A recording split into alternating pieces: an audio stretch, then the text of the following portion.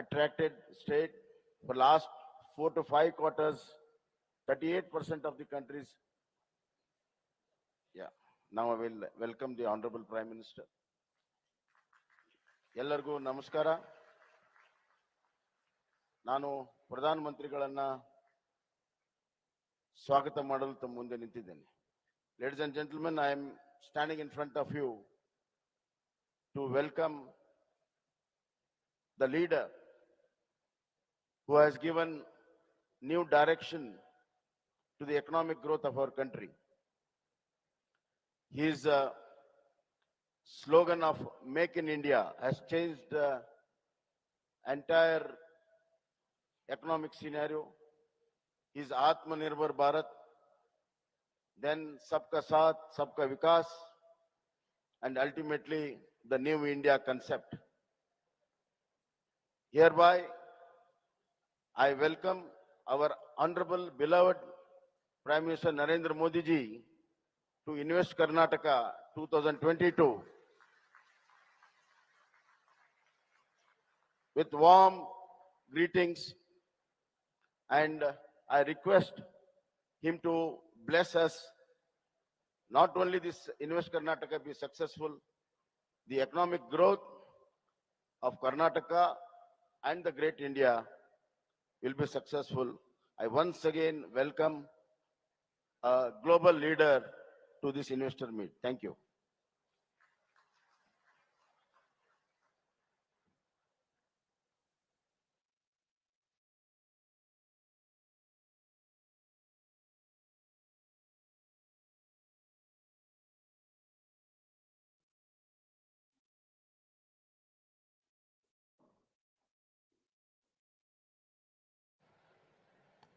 We heartily welcome the Honorable Prime Minister of India. We request the Honorable Prime Minister of India, Shri Narendra Modi ji, to kindly deliver the inaugural address. Ladies and gentlemen, please put your hands together and welcome the Honorable Prime Minister of India, Shri Narendra Modi ji.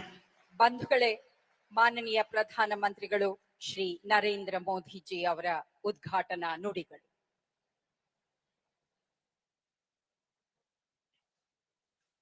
नमस्कार। Global investors meet में दुनिया के कोने कोने से आए सभी साथियों, welcome to India, welcome to नम्मा कर्नाटका एंड वेलकम टू नम्मा बेंगलुरु। कल कर्नाटका ने राज्योत्सव दिवस मनाया। कर्नाटक के लोगों और कन्नड़ भाषा को अपने जीवन का हिस्सा बनाने वाले सभी लोगों को मैं बहुत बहुत बधाई देता हूं। ये वो जगह है जहां ट्रेडिशन भी है और टेक्नोलॉजी भी है। ये वो जगह है जहां हर तरफ नेचर और कल्चर उसका अद्भुत संगम दिखता है। ये वो जगह है जिसकी पहचान वंडरफुल आर्किटेक्चर से भी है और वाइब्रेंट स्टार्टअप से भी है। जब भी टैलेंट और टेक्नोलॉजी की बात आती है तो दिमाग में जो नाम सबसे पहले आता है वो है ब्रांड बेंगलुरु। और ये नाम सिर्फ भारत में नहीं बल्कि पूरी दुनिया में एस्टैब्लिश हो चुका है। कर्नाटका की ये धरती सबसे खूबसूरत नेचुरल हॉटस्पॉट्स के लिए जानी जाती है। यानी कि मृदु भाषा कन्नड़ा, यहाँ की समृद्ध संस्कृति और हर किसी के लिए कन्नड़िया लोगों का अपनापन सबका दिल जीत लेते हैं। साथियों, मुझे खुशी है कि ग्लोबल इन्वेस्टर्स मीट का आयोजन कर्नाटका में हो रहा है। ये आयोजन कॉम्पिटिटिव और कोऑपरेटिव फेडरलिज्म का सटीक उदाहरण है। भारत में मैन्युफैक्चरिंग और प्रोफेशनल और प्रोडक्शन काफी हद तक राज्यों के नीति निर्णयों पर, नियंत्रण पर बहुत निर्भर होता है। इसलिए अगर भारत को आगे बढ़ना है तो राज्यों का आगे बढ़ना जरूरी है। ग्लोबल इन्वेस्टर्स मीट के जरिए राज्य स्पेसिफिक सेक्टर्स में खुद दूसरे देशों के साथ पार्टनरशिप कर रहे हैं। ये बहुत अच्छी बात है। मैं देख पा रहा हूं कि दुनिया भर की तमाम कंपनियां इस आयोजन में शामिल हो रही हैं। मुझे बताया गया है इस प्लेटफॉर्म पर हजारों करोड़ रुपए की पार्टनरशिप की जाएगी। इससे बड़े पैमाने पर युवाओं के लिए रोजगार के अवसर बनेंगे। साथियों, 21वीं सदी में भारत आज जिस ऊंचाई पर है, वहां से अब उसे निरंतर आगे ही जाना है। पिछले वर्ष भारत ने करीब $84 बिलियन का रिकॉर्ड फॉरेन डायरेक्ट इन्वेस्टमेंट हासिल किया था। और आप भी जानते हैं कि नतीजे तब आ रहे हैं जब दुनिया कोविड वैश्विक महामारी के असर और युद्ध की परिस्थितियों से पूरी दुनिया जूझ रही है। हर तरफ अनिश्चितता का माहौल है। भारत में भी युद्ध और महामारी से बनी स्थितियों का विपरीत प्रभाव पड़ा ही है। बावजूद इसके आज पूरी दुनिया भारत की तरफ बहुत उम्मीद भरी नजरों से देख रही है। ये दौर इकोनॉमिक अनसर्टेनिटी का है, लेकिन तमाम देश एक बात को लेकर आश्वस्त है कि भारतीय अर्थव्यवस्था के फंडामेंटल्स मजबूत है। आज के इस फ्रेगमेंटेड दौर में भारत दुनिया के साथ जुड़कर और दुनिया के लिए काम करने पर जोर दे रहा है। इस दौर में सप्लाई चेन्स को ठप पड़ते देखा है, लेकिन इसी दौर में भारत हर जरूरतमंद को मेडिसिन और वैक्सीन सप्लाई करने का भरोसा दे रहा है। ये मार्केट फ्लक्चुएशन का दौर है, लेकिन 130 करोड़ भारतीयों की आकांक्षाएं हमारे घरेलू बाजार की मजबूती की गारंटी दे रही है। और सबसे अहम बात, ये भले ही ग्लोबल क्राइसिस का दौर है, लेकिन दुनिया भर के एक्सपर्ट्स, विश्लेषक और अर्थव्यवस्था के जानकार भारत को ब्राइट स्पॉट बता रहे हैं। और हम अपने फंडामेंटल्स पर लगातार काम कर रहे हैं ताकि भारत की अर्थव्यवस्था दिनों दिन और मजबूत हो। पिछले कुछ महीनों में भारत ने जितने फ्री ट्रेड डील्स किए हैं, उससे दुनिया को हमारी तैयारियों की झलक मिल चुकी है। साथियों, आज हम जिस मुकाम पर पहुंचे हैं उसका सफर कहां से शुरू हुआ था ये याद रखना जरूरी है। 9-10 साल पहले हमारा देश पॉलिसी लेवल पर की और उसी लेवल पर क्राइसिस से जूझ रहा था। देश को उस स्थिति से बाहर निकालने के लिए हमें अपनी अप्रोच बदलने की जरूरत थी। हमने इन्वेस्टर्स को रेड टेप के जाल में उलझाने के बजाय निवेश के लिए रेड कारपेट का माहौल बनाया। हमने नए नए उपजाऊ कानून बनाने के बजाय, उलझाने वाले कानून बनाने के बजाय उन्हें रेशनलाइज बनाया। हमने खुद बिजनेस चलाने के बजाय बिजनेस के लिए ग्राउंड तैयार किया ताकि दूसरे लोग आगे आ सके।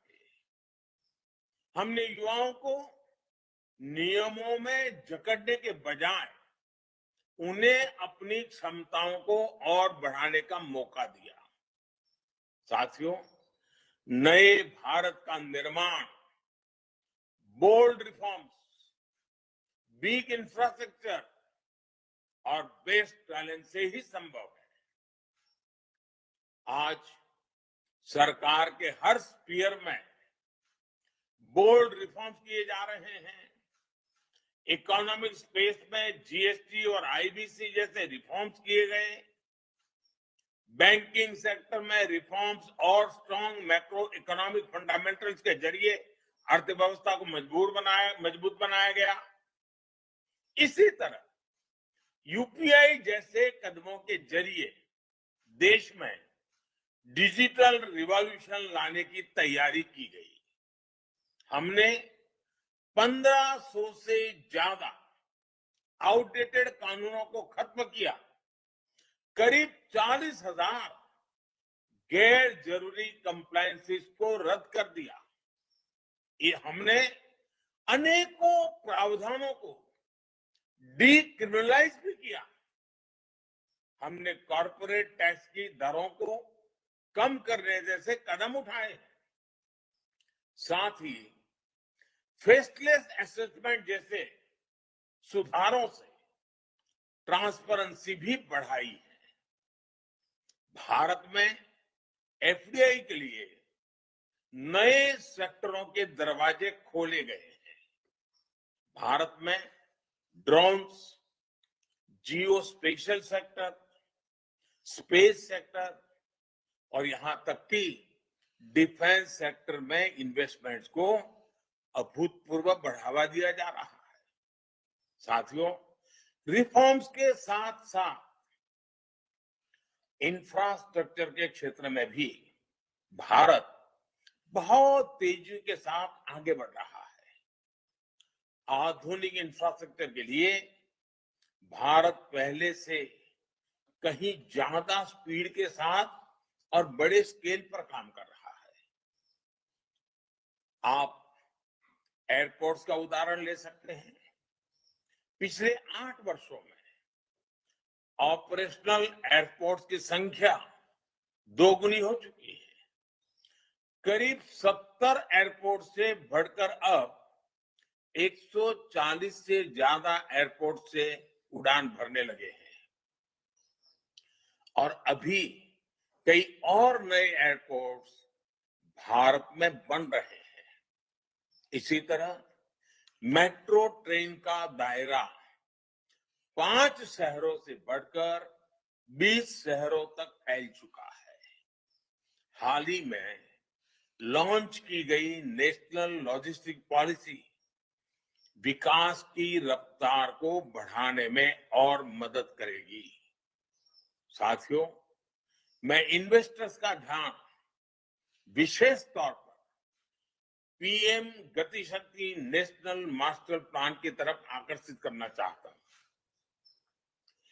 गति शक्ति नेशनल मास्टर प्लान में इंफ्रास्ट्रक्चर निर्माण का तौर तरीका ही बदल दिया है।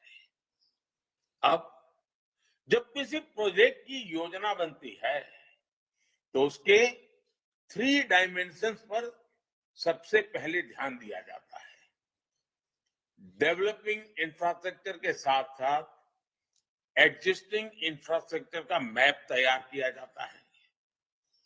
फिर उसे पूरा करने के shortest and most effective route पर चर्चा की जाती है।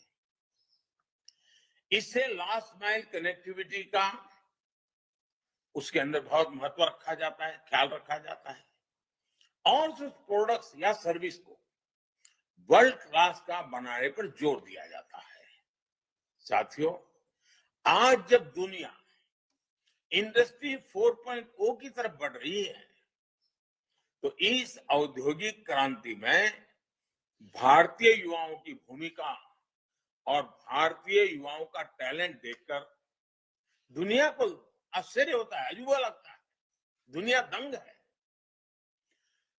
भारत के युवा बीते वर्षों में अपने यहां 100 से ज्यादा यूनिकॉर्न बना चुके हैं। भारत में 8 साल में 80,000 से ज्यादा स्टार्टअप बने हैं। आज भारत का हर सेक्टर युवा शक्ति की ताकत से आगे बढ़ रहा है। पिछले वर्ष भारत ने रिकॉर्ड एक्सपोर्ट किया है। कोविड के बाद जो हालात है उसमें ये उपलब्धि बहुत महत्वपूर्ण हो जाती है। भारत के युवाओं की क्षमताओं का विस्तार करने के लिए हमने इंडियन एजुकेशन सिस्टम में भी अहम बदलाव किए हैं। बीते वर्षों में भारत में यूनिवर्सिटीज, टेक्नोलॉजी यूनिवर्सिटीज और मैनेजमेंट यूनिवर्सिटीज की संख्या में 50% की बढ़ोतरी हुई है। साथियों, इन्वेस्टमेंट और ह्यूमन कैपिटल पर फोकस करके ही विकास के ऊंचे लक्ष्यों को हासिल किया जा सकता है। इसी सोच पर आगे बढ़ते हमने हेल्थ एंड एजुकेशन सेक्टर में इन्वेस्टमेंट को बढ़ावा दिया। हमारा मकसद प्रोडक्टिविटी को बढ़ाना भी है और ह्यूमन कैपिटल को इंप्रूव करना भी है। आज एक तरफ हम दुनिया की सबसे बड़ी मैन्युफैक्चरिंग इंसेंटिव स्कीम से उसमें से एक को लागू कर रहे हैं, तो दूसरी तरफ दुनिया की सबसे बड़ी हेल्थ एश्योरेंस स्कीम भी की सुरक्षा भी दे रहे हैं। एक तरफ हमारे देश में एफडीआई में तेजी से बढ़ोतरी हो रही है, तो दूसरी तरफ मेडिकल कॉलेज और अस्पतालों की संख्या भी बढ़ रही है।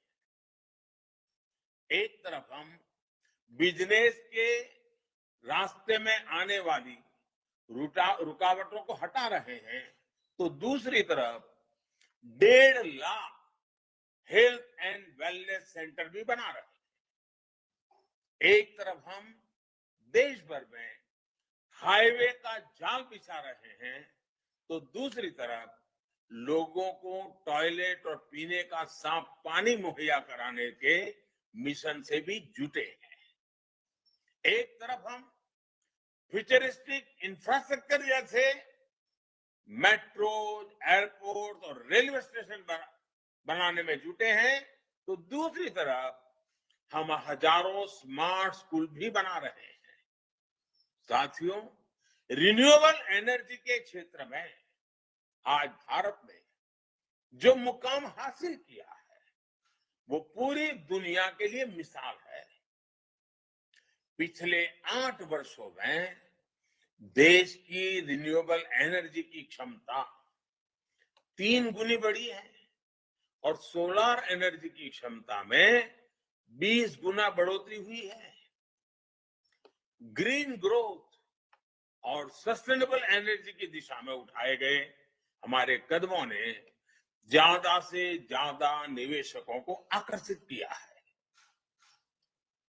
जो अपनी लागत का रिटर्न चाहते हैं और इस धरती के प्रति अपनी रिस्पॉन्सिबिलिटी भी निभाना चाहते हैं, वो आज भारत की तरफ उम्मीद से देख रहे हैं। साथियों, आज कर्नाटका के साथ एक और विशेषता जुड़ी हुई है। कर्नाटका के पास डबल इंजन की पावर है, यानी केंद्र सरकार और राज्य सरकार में एक ही पार्टी का नेतृत्व है। ये भी एक वजह है कि कर्नाटका कई क्षेत्रों में सबसे तेज गति से विकास कर रहा है। ईज ऑफ डूइंग बिजनेस में कर्नाटका लगातार टॉप रैंकर्स में अपनी जगह बनाए हुए है। यही वजह है कि एफडीआई के लिहाज में कर्नाटका का नाम टॉप राज्यों की लिस्ट में शामिल है। फॉर्च्यून 500 कंपनीज में से 400 कर्नाटका में ही है। भारत के 100+ यूनिकॉर्न में से 40 से ज्यादा कर्नाटका में ही है। कर्नाटका की गिनती आज दुनिया के लार्जेस्ट टेक्नोलॉजी क्लस्टर के तौर पर हो रही है। यहां कर्नाटका में इंडस्ट्री से लेकर इंफॉर्मेशन टेक्नोलॉजी तक, फिनटेक से लेकर बायोटेक तक, स्टार्टअप से लेकर सस्टेनेबल एनर्जी तक, हर क्षेत्र में विकास की नई गाथा लिखी जा रही है। विकास के कुछ आंकड़े तो ऐसे हैं कि कर्नाटका सिर्फ भारत के दूसरे राज्यों को ही नहीं, बल्कि कुछ देशों को भी चुनौती दे रहा है। आज भारत नेशनल सेमीकंडक्टर मिशन के साथ मैन्युफैक्चरिंग डोमेन के नए फेज में प्रवेश कर चुका है। इसमें कर्नाटका की भूमिका बहुत अहम है। चिप डिजाइन और मैन्युफैक्चरिंग को यहाँ का टेक इकोसिस्टम नई ऊंचाई पर ले जाएगा। साथियों, आप जानते हैं कि एक इन्वेस्टर मीडियम टर्म मिशन और लॉन्ग टर्म विजन के साथ आगे बढ़ता है, और भारत के पास एक इंस्पिरेशनल लॉन्ग टर्म विजन भी है। नैनो यूरिया हो, हाइड्रोजन एनर्जी हो, ग्रीन अमोनिया हो, कोल गैसिफिकेशन हो, या फिर स्पेस सैटेलाइट्स, आज भारत अपने विकास से विश्व के विकास के मंत्र के साथ आगे बढ़ रहा है। ये भारत का अमृतकाल है। आजादी के अमृत महोत्सव पर देश की जनता नए भारत के निर्माण का संकल्प लेकर बढ़ रही है। इसमें और हमने 2047 तक विकसित भारत बनाने का लक्ष्य तय किया है। इसके लिए ये बहुत जरूरी है कि आपका इन्वेस्टमेंट और भारत का इंस्पिरेशन एक साथ जुड़ जाए, क्योंकि इंक्लूसिव, डेमोक्रेटिक और स्ट्रांग इंडिया का विकास दुनिया के विकास को गति देगा। और इसलिए हम चाहते हैं कि भारत में इन्वेस्टमेंट का मतलब है investment in inclusion, investment in democracy. Bharat में इन्वेस्टमेंट का मतलब है investment for the world. Bharat में इन्वेस्टमेंट का मतलब है investment for a better planet. Bharat में इन्वेस्टमेंट का मतलब है investment for a clean safer planet.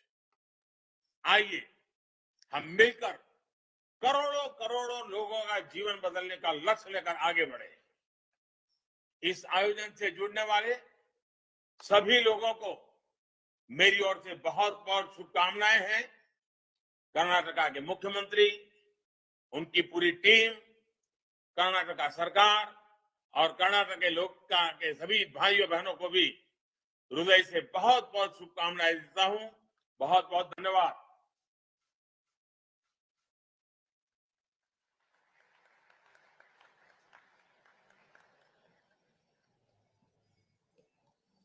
Most respectful thanks to Mananiya Pradhan Mantri ji for all those good words about Karnataka and such warm wishes, encouraging and inspiring words. Once again, with a big round of applause, ladies and gentlemen, let us all thank Mananiya Pradhan Mantri ji for the inaugural address of this Global Investors Meet 2022. Thank you, sir. Indeed, a call for the entire industrial fraternity that this is the time to take India into giant strides. ಸನ್ಮಾನ್ಯ ಪ್ರಧಾನಮಂತ್ರಿಗಳಾದ ಶ್ರೀ ನರೇಂದ್ರ ಮೋದಿ ಅವರಿಗೆ ಅನಂತ ವಂದನೆಗಳು, ಧನ್ಯವಾದಗಳು. ಇನ್ನೀಗ ತಮ್ಮೆಲ್ಲರನ್ನ ಸ್ವಾಗತಿಸುವಂತಹ ಸ್ವಾಗತದ ನುಡಿಗಳು. Well, ladies and gentlemen, as a build-up to the Global Investors Meet 2022, we have seen a number of road shows across India and globally to invite investors across sectors to look towards Karnataka as an investment opportunity. Indeed, as we embark on this 3-day mega investor extravaganza, we would like to invite the Additional Chief Secretary, Commerce and Industry, Government of Karnataka, Dr. E.V. Ramana Reddy, for the welcome address. ಬಂಧುಗಳೇ, ಸ್ವಾಗತಿಸಿ Dr. E.V. Ramana Reddy. ಎಲ್ಲರಿಗೂ ನಮಸ್ಕಾರ. Honorable Governor sir, Honorable Chief Minister sir, Honorable Union Ministers, Honorable State Ministers, leaders from the industry, respected Chief Secretary, members of Parliament, members of the Legislative Assembly and Council, officers from Government of Karnataka, presidents and office bearers of various industry bodies, industrialists, diplomats, delegates, members of the media, ladies and gentlemen. Government of Karnataka, as you all know, is a highly progressive state and is one of the best fiscally managed states. Karnataka is pioneer in the country as far as the holding of the Global Investors Meets is concerned. For the first time in the country, Karnataka held the Global Investors Meet in the year 2000, and this is the 5th edition of the event. The theme for this edition is Build for the World. As far as the Karnataka economy is concerned, in the last fiscal year, we received the highest FDI in the country. We are the leading state in the exports. We rank number 2 in GST collections, and Bangalore ranks number 2 in direct taxes collections. Our GDP is 3rd in the country. From 2012 to 2019, we grew at 14%. Even during the pandemic, during 2021, we grew at 7%. This itself shows how resilient the state's economy is. In the last 1 year, we received many recognitions from Government of India. We are top achievers in EODB ranking, best performer in startup ranking, achievers in leads ranking, and we are successively for 3 years number 1 in India Innovation Index. With this short introduction of the state's economy, I would like to welcome honorable dignitaries on the dais. Firstly, I would like to welcome Shri Tawarchand Gehlot sir, Honorable Governor of Karnataka, and thanks sir for accepting to grace this occasion. Thank you sir and welcome you sir.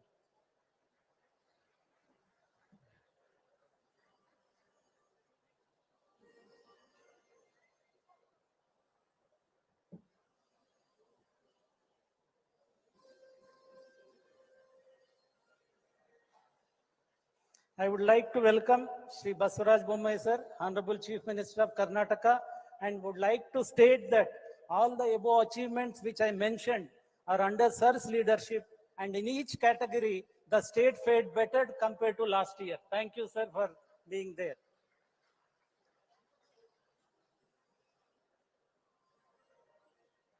I would like to welcome Srimati Nirmala Sitharaman ma'am, Honorable Union Minister of Finance and Corporate Affairs, and thank you ma'am for accepting our invitation to grace this occasion.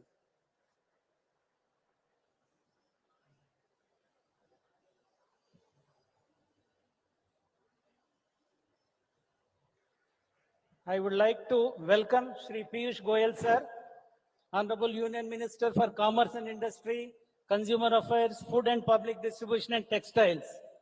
Sir, I would like to mention that in each of the category of rankings which I have mentioned are given by your ministry, and we are in the top bracket in all these recognitions. I would like to welcome Shri Prahlad Joshi sir, Honorable Union Minister, of Parliamentary Affairs, Coal and Mines, and thank for accepting our invitation and gracing this occasion. I would like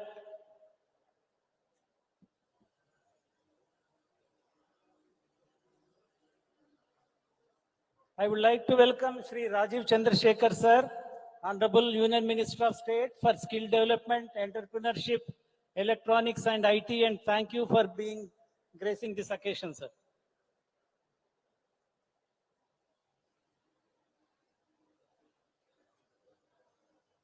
I would like to welcome Dr. C.N. Ashwath Narayan sir, Honorable Minister for Electronics, IT, BT, Skill Development and Higher Education. Thank you, sir.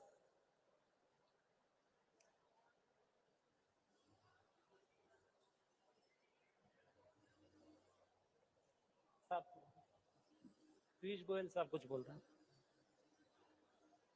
I would like to welcome Mr. M.T.B. Nagaraj sir, Minister for Small Scale Industries, Municipal Administration and Public Sector Undertakings.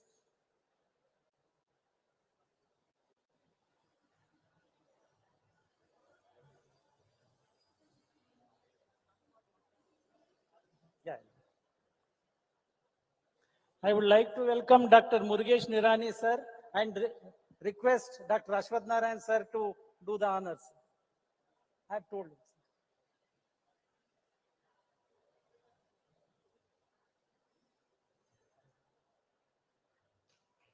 Yes. I would like to welcome Maharani of Mysore, Srimati Pramoda Devi Madam. Madam, we thank you for gracing this occasion.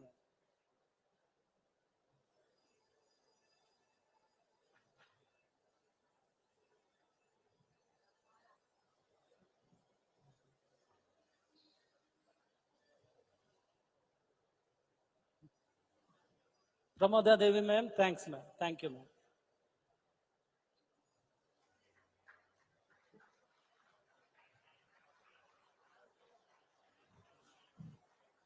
I would like to welcome Sri Sajjan Jindal, Chairman JSW Group. We are happy that you could make it to this event. I would like to welcome Mr. Vikram Kirloskar, Vice Chairman.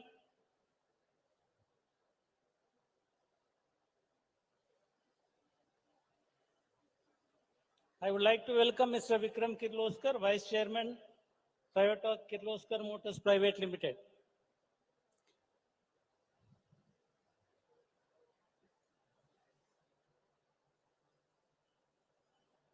I would like to welcome Mr. Rishad Premji, Chairman Wipro.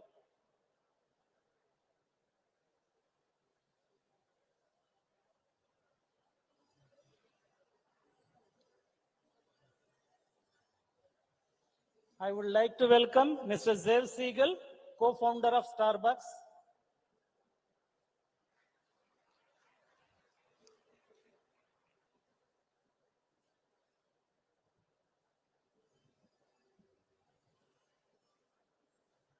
I would like to welcome Mr. Pratik Agarwal, Chief Executive Officer and MD, Sterlite Power. This side.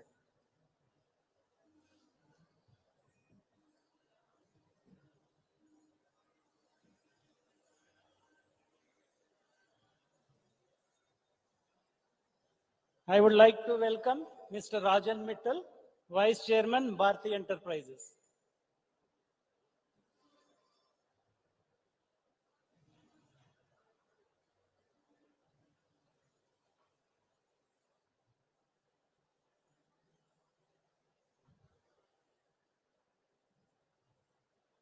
I would like to welcome Mr. Karan Adani, CEO Adani Ports and SEZ. Okay.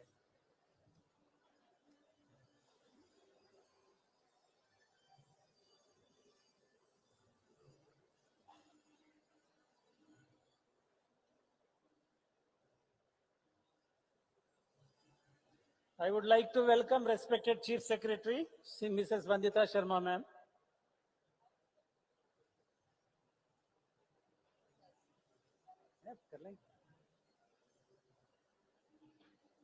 I would like to welcome Mrs. Gunjan Krishna, Commissioner in Industrial Development, who is the main driving force behind this event.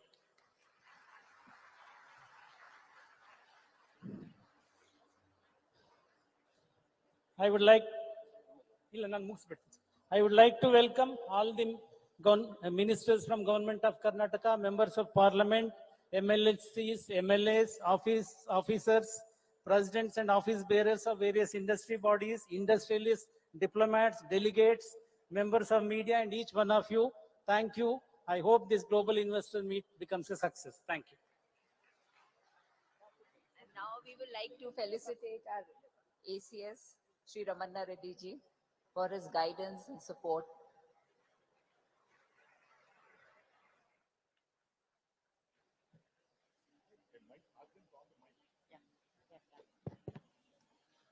We would like to sincerely thank Dr. E.V. Ramana Reddy for extending a very cordial welcome address to all the dignitaries on the dais.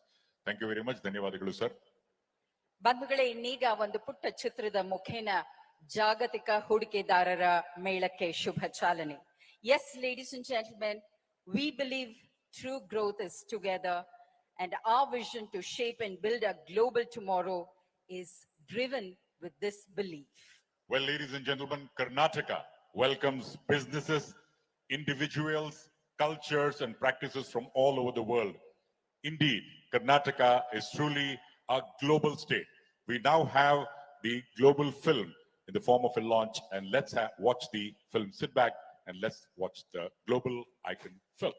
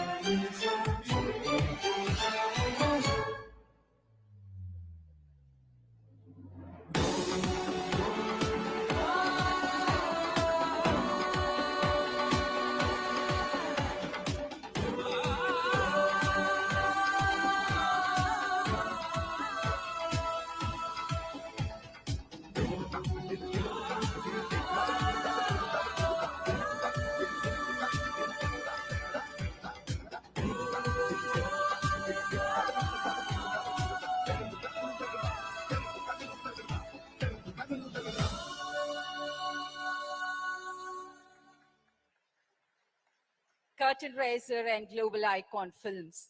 With this, we have the formal launch of Invest Karnataka 2022 team. Congratulations. ಮತ್ತು ಇದೀಗ ಇಂಥದೊಂದು ಜಾಗತಿಕ ಹೂಡಿಕೆದಾರರ ಮೇಳಕ್ಕೆ ಎಲ್ಲ ರೀತಿಯ ಶಕ್ತಿ, ಸಫಲತೆ ಲಭ್ಯವಾಗಲಿ ಅನ್ನುವ ಕಾರಣಕ್ಕಾಗಿ ಬಹುದೊಡ್ಡ ಆಸಕ್ತಿ ಮತ್ತು ಚಟುವಟಿಕೆ ಸಾಧ್ಯ ಮಾಡಿಕೊಟ್ಟ ಮಾನನೀಯ ಶ್ರೀ ಮುರುಗೇಶ್ ನಿರಾಣಿ ಸರ್ ಅವರ With a vision to ಮಾತುಗಳನ್ನ build for the ಆಲಿಸುವ world, ಸಮಯ. Karnataka is where the future will be made. Ladies and gentlemen, please welcome the Honorable Minister Dr. Murugesh Nirani. ಎಲ್ಲರಿಗೂ ನಮಸ್ಕಾರ. Good morning to everybody. Honorable Governor of Karnataka, Sri Honorable Chief Minister of Karnataka, respected Union Ministers, my cabinet colleagues, delegates, dignitaries, state government officers, and my media friends.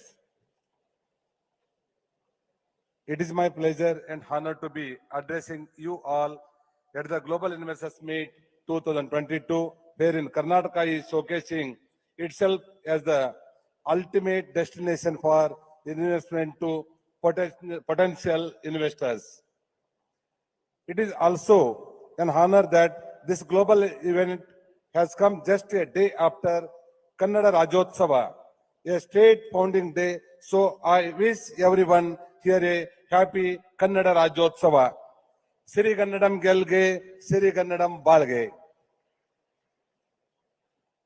The Global Investors Meet 2022 is a platform for industry leaders, innovators, and policymakers from all over the globe to explore new growth possibilities. I'm happy to announce that this is my third Global Investors Meet as an Industries Minister. The first two Investors Meet in 2010 and 2012 saw investors of over 11 lakh crore rupees. This was also possible due to our former Chief Minister, Sri B.S. Yedurappa ji, and our Basalraj Bommai ji. Through Invest Karnataka 2022, we are aiming to propel the state to the next level of industrial development and growth. The core objective of this Global Investors Meet is to bring in investments in diverse sectors and create jobs. This Investors Meet will add new dimension to Karnataka's growth journey. Today, Karnataka is the new global investor destination, and Bengaluru is the world's one of the largest technology and innovation cluster. The state of Karnataka offers an excellent industrial ecosystem, world-class infrastructure, and industrial-friendly policies. We are the most prepared state of investments in the manufacturing and sustainability sectors.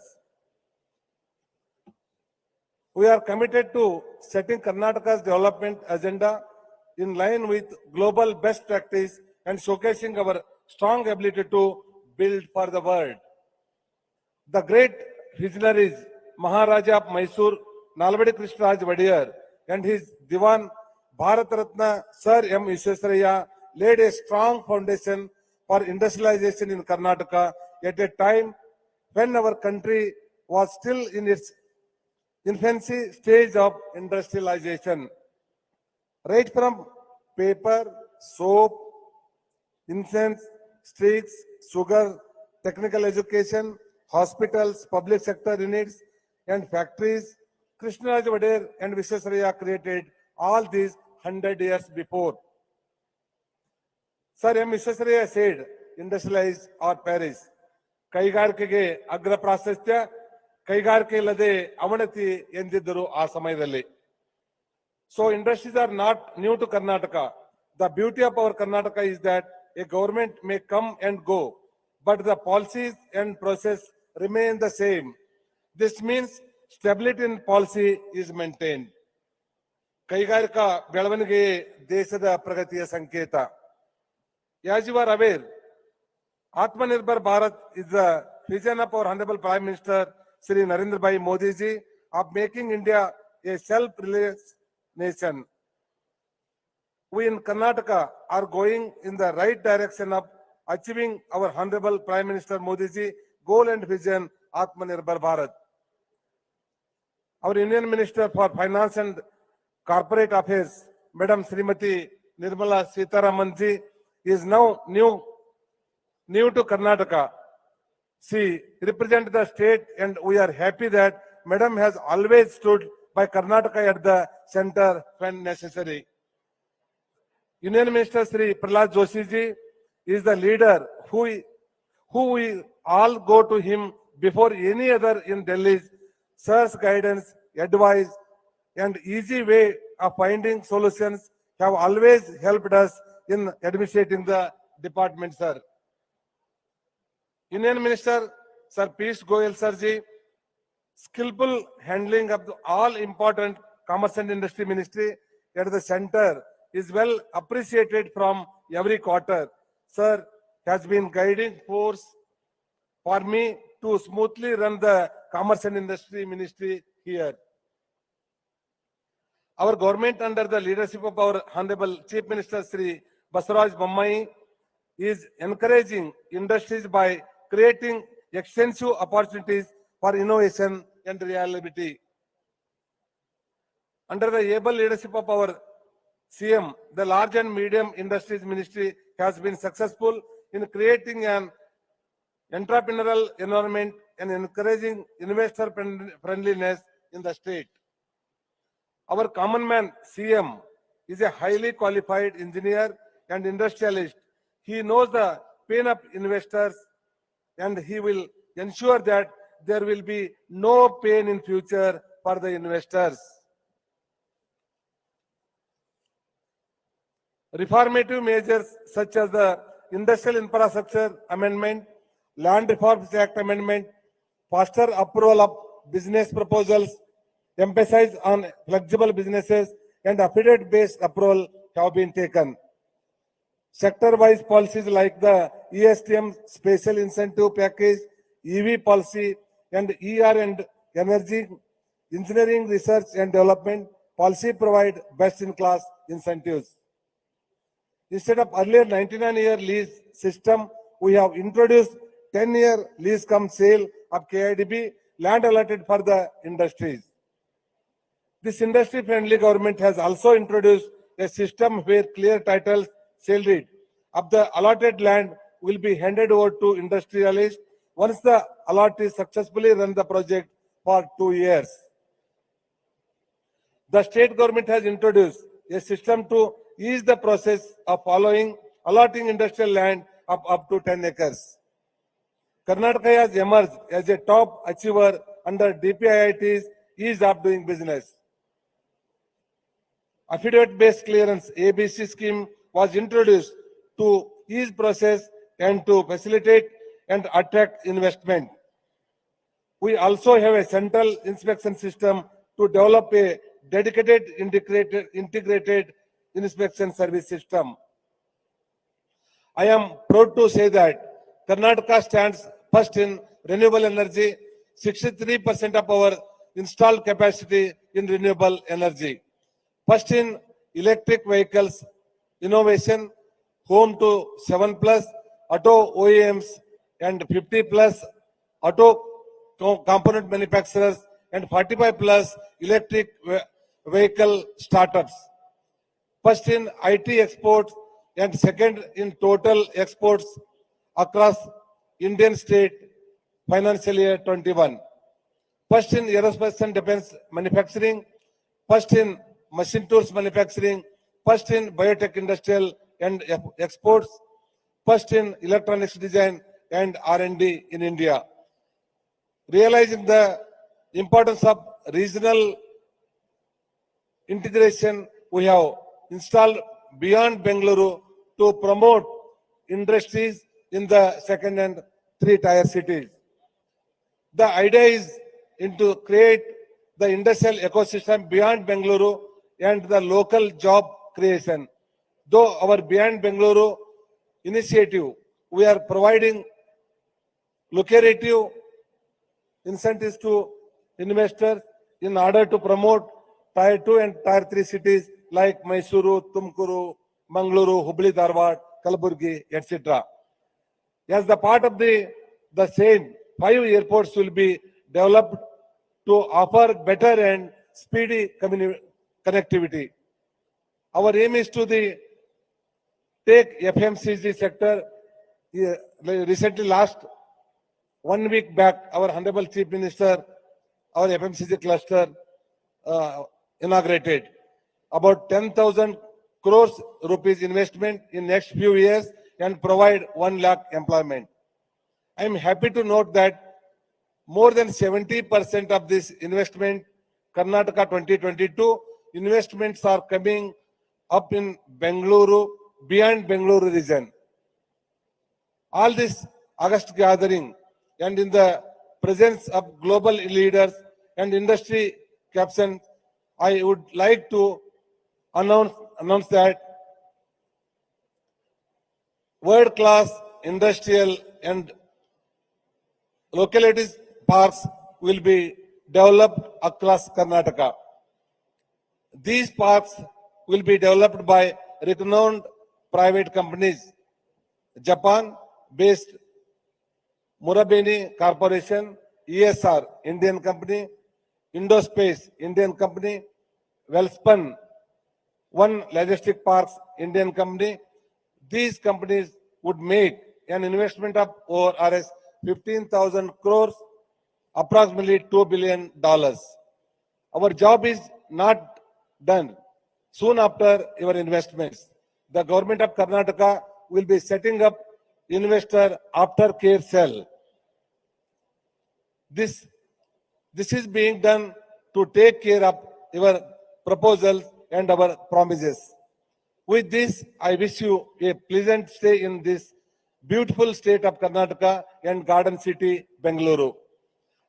Not to forget, I thank everyone from bottom of my heart who was directly or beyond the screen being parts of this global event. Namaskara, Jai Hind, Jai Karnataka. Ladies and gentlemen, Karnataka has pioneered industrialization in India and has always remained in the forefront. These have been highlighted in his keynote address. ಇದಕ್ಕಾಗಿ ಮಾನನೀಯ ಮಂತ್ರಿಗಳು ಸಚಿವರು doctor Murugesh Nirani ಅವರಿಗೆ ನಮ್ಮ ಗೌರವದ ವಂದನೆಗಳನ್ನ ಅರ್ಪಿಸುತ್ತೇವೆ. With a big round of applause, let us thank him for all his good words. Well, ladies and gentlemen, we now move on to a special address by the chairman of JSW Group, Shri Sajjan Jindal. ಬಂಧುಗಳೇ, ಸ್ವಾಗತಿಸಿ Shri Sajjan Jindal.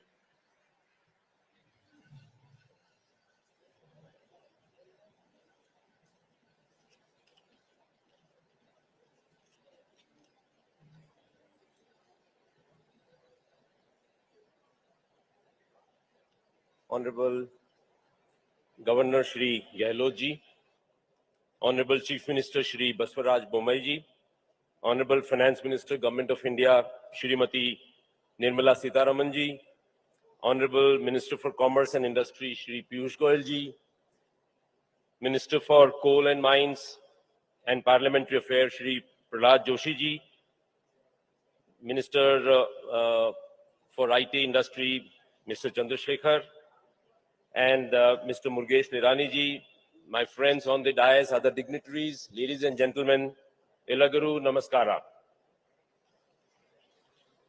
Karnataka has been a pioneer in the development of industries and continues to provide a ripe economic ecosystem that nurtures entrepreneurship and innovation at its core.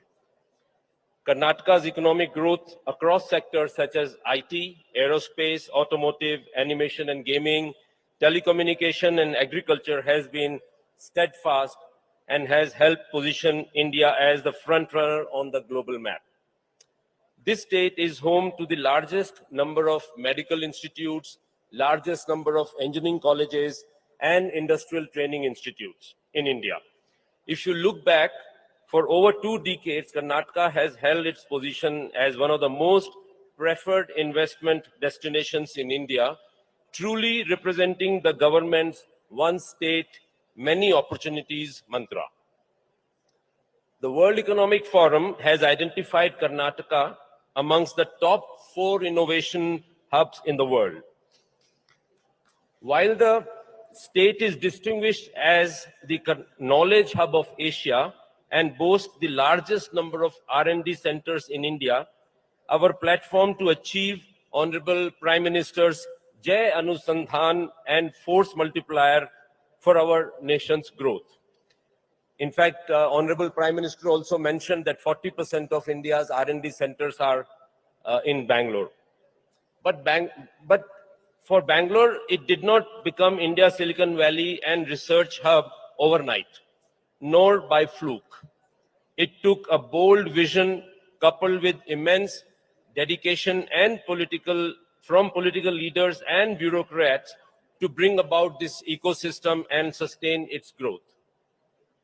Across decades, there has been consistency in governance and unwavering support for industries, irrespective of changes in political leadership, and this I find to be the most unique trait of doing business in Karnataka.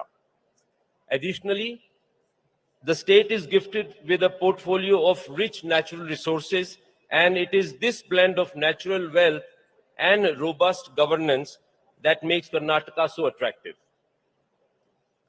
Let me dwell a little bit about my personal experience about Karnataka. Karnataka state and the city of Bangalore holds a very special place in my heart. I must share with you a small incident that how we all ended up in Karnataka. My uncle, Shri S.R. Jindal, who heads Jindal Aluminium here in Bangalore. So he was in Haryana, and in 1965-66, he decided he was looking to build his industrial empire and was looking for which state to invest in. And he was touring all of India and landed up in Bangalore. And here in Bangalore, he was, when he met the industry secretary at that time, I don't know, he never shared the name of the secretary, but the industry secretary referred to him, he was all of 31-year-old, referred to him as sir. So my uncle was very surprised because he came from Haryana where, people are not very, so when he was referred to as sir, he was very shocked. And then he liked the place and he decided that this is the state where he's going to invest. And that is how he invested in the Naturopathy Institute and the aluminium industry. And he has been telling the whole family to invest in Karnataka. And that is how I also came to Karnataka. And I'm also a product of Bangalore. I'm an engineering student from here, and I did my engineering degree here. And I can say very confidently that the people that I met here comprise some of the best and the brightest minds of our country. It is no surprise that quality education, proactive governance, and effective policy making have rendered Bangalore our startup capital and the highest ease of doing business course in this country. As I speak of my interest and passion for the state, let me tell you how deeply I believe in the potential that exists here in Karnataka. JSW Steel at Vijayanagar, where the steel plant was set up, is in Bellary, and Bellary was known as a dry and barren land that we took over in the mid-90s. With the support of the state and the people here, we converted it into what is now the biggest steel plant in India, and it will soon become the largest steel plant anywhere on this earth in the world. To this accord, I must highlight that our experience of starting up and running an industry here has been seamless and lucrative. We have not lost even one man-day of operations at our plants due to supply chain, labor, or utility issues, a testament to the pro-business environment that exists here. The JSW Group has investments through all its business verticals in Karnataka, whether it is steel, energy, infra, cement, paints, and sports. Friends, as you know, Neeraj Chopra, Sakshi Malik, Bajrang Punia, they all have trained at the Inspired Institute of Sports at Bellary, at the Vijayanagar site, and they certainly made India proud. JSW Group has so far invested over 1 lakh crore rupees in Karnataka, and over the next 5 years, we have plans to invest additional 1 lakh crore in Karnataka.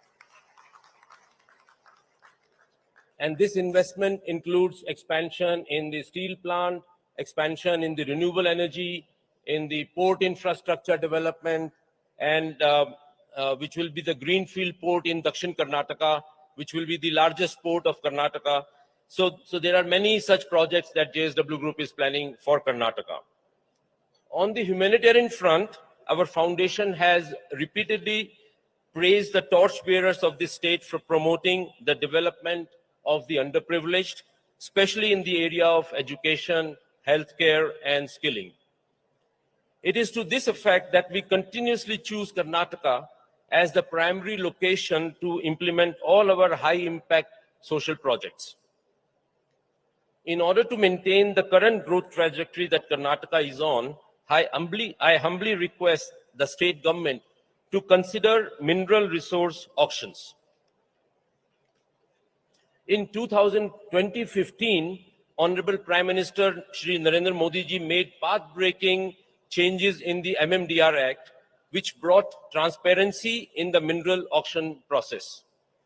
This helped generate significant revenues for the state governments such as Odisha, which was the first and the most aggressive state in auctioning the mineral assets, the mines. While I speak for the evolution that is taking place in steel making, time is of essence, as minerals like iron ore will not always be needed for production of steel. Hence, it is imperative that these assets are monetized at the earliest. As an added benefit, mineral auctions will further encourage investments in the manufacturing sectors and support Karnataka's growth trajectory. In conclusion, friends, I am confident that under the guidance of Honorable Prime Minister Shri Narendra Modi ji and the leadership of Honorable Chief Minister Shri Bommai ji, Karnataka will continue to shine higher and brighter. India is already witnessing supply side constraints that are overpowering demand. With this ideal combination of policies, people, and passion, I believe that we together can seize the next phase of growth. On that note, I would like to take this opportunity to thank all our astute leadership for inviting me here to be with you today. Thank you. Jai Hind. Dhanyavadagalu. Special address filled with compliments and promising words by the chairman of JSW Group, Shri Sajjan Jindal. Thank you so much, sir. Well, ladies and gentlemen, we have with us Sri Pratik Agarwal, who is a part of the promoter family of Vedanta Group.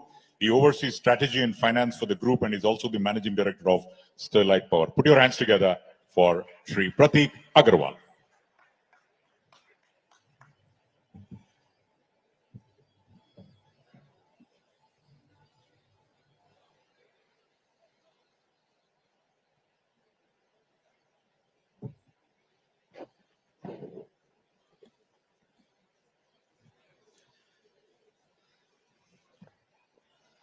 Honorable Governor of Karnataka, Honorable Chief Minister of Karnataka, Honorable Finance Minister of India, Honorable Ministers and Cabinet Ministers of the Government of India, Members of Parliament, Honorable Ministers of the Government of Karnataka, Officers of the Government of Karnataka, industry leaders, and distinguished invitees. It's my greatest pleasure to represent the Vedanta Group at Invest Karnataka 2022, Global Investor Meet. Karnataka has made one of the biggest contributions to brand India globally, and Bangalore specifically has put India on the world map of technology. Karnataka has made all Indians extremely proud and continues to do so in all sectors such as software, IT, services, steel, renewable energy, and beyond. I congratulate the government of Karnataka and its able officers for creating a climate that is so conducive for investments, and we as a group are proud to be working in this state. I would first like to say a little bit about my group and then focus on the renewable power strategy in which Karnataka plays a pivotal role.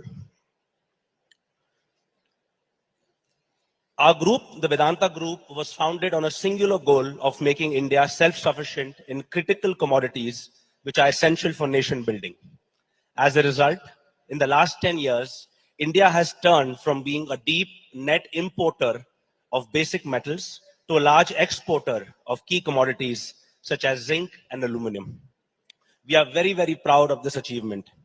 Our next mission, ladies and gentlemen, is to reduce India's dependence on imported electronics. We will begin by manufacturing semiconductors and reduce the 16 billion import bill on this account. We will also invest in display manufacturing, as we are already making glass and display glass in Korea and Taiwan, and we're the fourth largest in the world. It is our dream that India should one day be a net exporter of electronics in the years to come, and I'm very, very confident that Karnataka will play a pivotal role in realizing this dream. Our group currently employs over 76,000 people across 10 countries. It has contributed over 2 lakh crores to the exchequer in the last 6 years alone, and has invested 2,000 crores in its CSR programs in the last 5 years. Nand Ghar is our flagship CSR program, through which we aim to impact the lives of 7 crore children and 2 crore women across India. With more than 3,600 Nand Ghars already functioning across 14 states, including Karnataka, we are committed to developing 29,000 Nand Ghars across the country. One important accolade of which I'm personally very, very proud is that Vedanta, our group, was recently ranked number 6 on the Dow Jones Sustainability Index out of 148 mining companies in the whole world. Our journey is to build one of the most sustainable companies in the world, and the journey doesn't end here. We have committed to invest $5 billion over the next 10 years to become a net zero company by 2050, or most likely much sooner than that. Ladies and gentlemen, the next 30 years will witness a global revolution in energy. Such a dramatic change in the source of energy from fossil to non-fossil has never before been seen since the birth of electricity itself. And Karnataka today has the highest renewable generation, one of the highest renewable generation of any state in India. The future of renewable is hybrid. Plain vanilla wind or plain vanilla solar is no longer sufficient to meet the round-the-clock requirements of customers. Customers want green, affordable, and firm power. And Karnataka is the one state which has both wind and solar potential coexisting in the same state. It also has attractive sites for pumped hydro storage, which is a critical component of the round-the-clock value chain. Our group is currently building over 1,000 megawatts of wind solar hybrid projects in Karnataka, and will export this to smelters, our own smelters, in the states of Rajasthan, Chhattisgarh, and Odisha through the interstate transmission network. This will displace millions of tons of carbon dioxide emissions and allow Vedanta to produce some of the cleanest metals in the entire developing world. Over the next 5 years, we plan to increase our renewable capacity by tenfold and invest close to 50,000 crores into renewable generation. It is my endeavor that a large chunk of that investment will come to the state of Karnataka. Ladies and gentlemen, no energy transition is possible without power transmission. Those states that will make the most proactive efforts on building transmission infrastructure will also attract the most investment in renewable energy. One of our group companies, Sterlite Power, is one of the top 2 transmission companies in India. We have a track record of creating 19,000 kilometers on build own operate model. And these projects have been created with zero capex from the state exchequer at a tariff that is 40% lower than regulated tariffs and at a speed that is 2 times faster than conventional speed. Many of our projects were built using helicranes, helicopters, drones, and therefore commissioned up to 12 months ahead of schedule. I urge the state of Karnataka to adopt this model of building interstate transmission through the PPP route. As the electricity consumption grows at double digit at your state, the state will need continuous strengthening of the grid. Many states have already tasted success with this model. We are already developing 2 critical transmission lines in your state, one connecting your state to Kerala and one connecting it to Maharashtra via Goa. Both these lines are critical for exchange of renewable energy in the coming years, and we are very confident of receiving all possible support from your government for timely execution of these projects. To conclude, I would like to say that as a country, we are the third largest carbon emitter in the world. We have a responsibility towards decarbonization.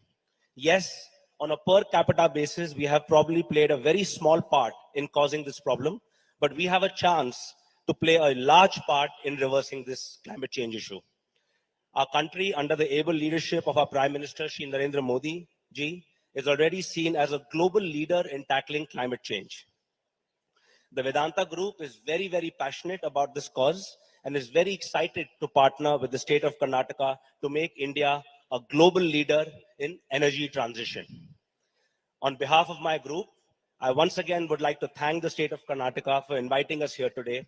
We are looking forward to growing our presence in this land of opportunity. And I invite all my friends in the audience to choose Karnataka as their #1 destination for investments. Thank you very much.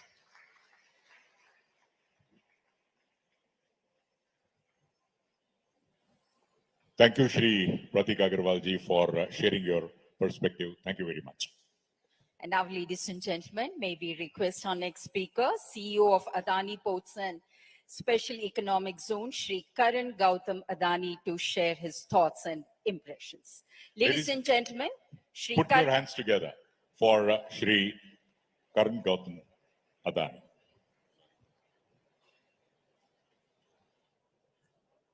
Honorable Governor of Karnataka, Shri Gehlot ji, Honorable Chief Minister of Karnataka, Shri Bommai ji, Honorable Union Cabinet Minister, Srimati Nirmala Sitaram ji, Shri Piyush Goyal ji, Shri Prahlad Joshi ji, Honorable Ministers of State, Shri Rajiv Chandrasekhar ji, Honorable Minister Dr. Nirani, Shri Nagraj ji, Dr. Narayan ji, Honorable Chief Secretary of Karnataka, senior leaders of government, captains of industries, and my dear friends.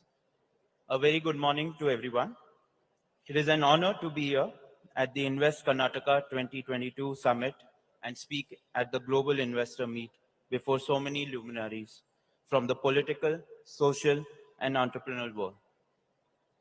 To me, this distinguished gathering represents in many ways the irresistible attractive business diversity of Karnataka, now one of our nation's hottest investment destinations. Just 50 years ago, when Karnataka was still called Mysore, this state was all about silk and sandalwoods and all-weather tourism, with an abundance of divinely beautiful monuments, temples, and jungle trails. Today, even as it continues to pull in visitors from millions, Karnataka is also attracting the best brains in the country, tech-savvy youngsters drawn by stunning aggregation of research, innovation, and development in information technology. Honorable Chief Minister, your government's alignment with our nation's vision to become the world's digital hub has produced unprecedented growth in Karnataka. $65 billion worth of IT exports, around a third of our nation's total, is undeniable validation of your state's and our nation's rising growth trajectory. And it is also very clear that our intention to build for world is eminently practical. It is a mix of astute and efficient governance that has brought business houses like Adani Group to Karnataka. Having already invested over 20,000 crores, we are active in multiple sectors ranging from cement, power, city gas, and edible oil to transport, logistics, and of course, digital. We are the largest independent power producer in the state. Our 1200 megawatt Udupi power plant accounts for almost 25% of Karnataka's total installed thermal capacity. We also have an installed renewable energy capacity of nearly 1100 megawatts spread across 21 locations. And as the world's largest solar power developer, Adani Group will be investing more in renewable energy sector in Karnataka. We have an installed cement manufacturing capacity of more than 7 million tons across 4 plants in Karnataka. And we will be looking at expanding our footprint in this sector as well. On the coastal side, in Dakshina Kannada and Udupi district, we are ramping up our operations. The Mangaluru International Airport is undergoing a facelift, and we will be expanding as that airport as well. And as we are widening the reach of our city gas distribution network, with CNG stations coming up at 11 key locations and laying 50 kilometers of piped CNG gas lines. Through Fortune, the nation's top food FMCG brand, Adani Wilmar too, is upsizing its presence in Mangaluru.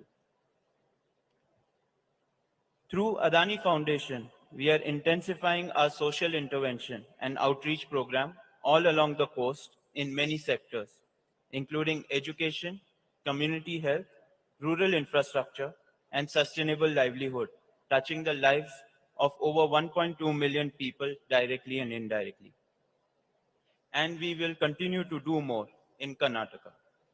In our journey to be the world's largest integrated transport utility, the Adani Group is expanding our ports and logistics arm. In Karnataka, we are currently operating a rail-linked grain silo facility for Food Corporation of India, as well as a multimodal logistics park at Malur. We are now expanding our multimodal logistics park, including the development of a large warehousing hub. We believe our efforts will go a long way in easing out supply chain challenges faced by both businesses and public at large, challenges that were all too evident during pandemic.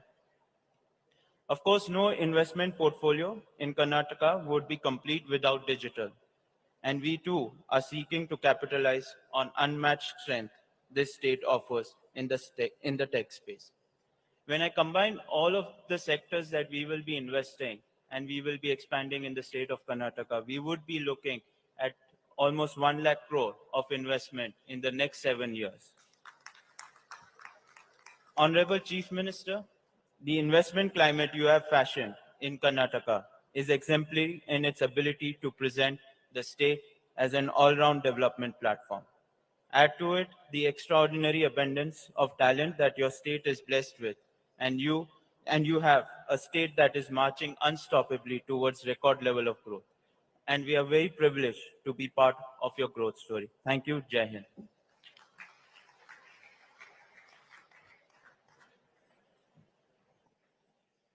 Thank you, Shri Karan Gautam Adani.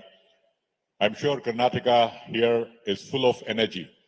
In a short while from now, MOUs are going to be signed. Let's hear a huge round of applause for all the dignitaries who speak now for Karan Gautam Adani, please. And now, ladies and gentlemen, we have this very first film release on aerospace. The aerospace industry is driven by innovation, precision, and perfection. And we are going to showcase to you a film that celebrates Karnataka's legacy of space exploration, its extraordinary ecosystem, and the presence of some of the biggest brands in the world. Well, ladies and gentlemen, this visually spectacular film mixes imaginative computer graphics with live footage to showcase Karnataka's critical role in the world of aerospace. The film, please.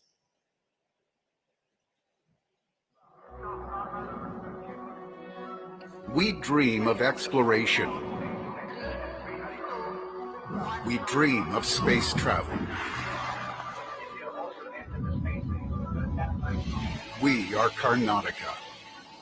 We are the birthplace of India's space program, where efficiency and innovation have taken the world of aerospace to a whole new level, where the ecosystem supports every possible dream, from the most sophisticated defense aircrafts that protect nations, to commercial planes that safely transport millions of people every day, from satellites that help connect the world, to extraordinary machines that travel the universe. What we design and build here impacts global aerospace in diverse, critical ways. The biggest brands come to us because we focus on the tiniest details. Because 1 million parts work together with 0 error margins. 1 million parts that need to be crafted with perfection and precision. The smallest ideas turn into larger-than-life creations in our thriving ecosystem. With our artisanal talent pool of homegrown and high-achieving minds, our business-friendly policies, our global network, and unparalleled talent, we continue to push the boundaries of human imagination. In Karnataka, dreams of the future become today's reality. Let's explore new frontiers together.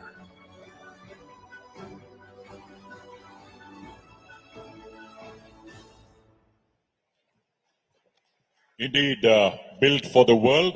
Well, ladies and gentlemen, we now move on to another important stage of today's inaugural, the MOU. First of all, we will showcase on the area of green hydrogen and sunrise sectors. Ladies and gentlemen, we would now like to acknowledge the leading global and Indian companies which have confirmed investments within the state of Karnataka during recent months. For our first memorandum of understanding on green hydrogen, we would like to invite the senior leaders from companies in green hydrogen and derivatives manufacturing sector. With a total investment of about 2.91 lakh crore, 7 companies have planned to set up their units in the state in this sector with an investment of rupees 40,148 crore. JSW Energy plans to set up a green hydrogen and green ammonia plant within Karnataka. The company is represented by the Vice President and Head Regulatory and Power Sales, Shri Jyoti Prakash Panda. I would request Mr. Jyoti Prakash to kindly come over. Well, I think Mr. Jyoti Prakash will come over only if you put your hands together. Also joining us at this juncture, Head Hydrogen Business at Malaysia-based Petronas, Shri Adlan Ahmed, will acknowledge the MOU for their 31,200 crore investment in a 500 KTPA green ammonia plant in the state. We also would like to invite Shri Madhusudana PK, General Manager State at Karnataka, who will be representative Renew Power. Renew has announced a 1 million tons per annum green ammonia plant at a cost of rupees 50,000 crores, and still we don't clap, including the associated renewable power unit. Avada Energy will invest rupees 45,000 crores for a 1 MTPA green ammonia plant.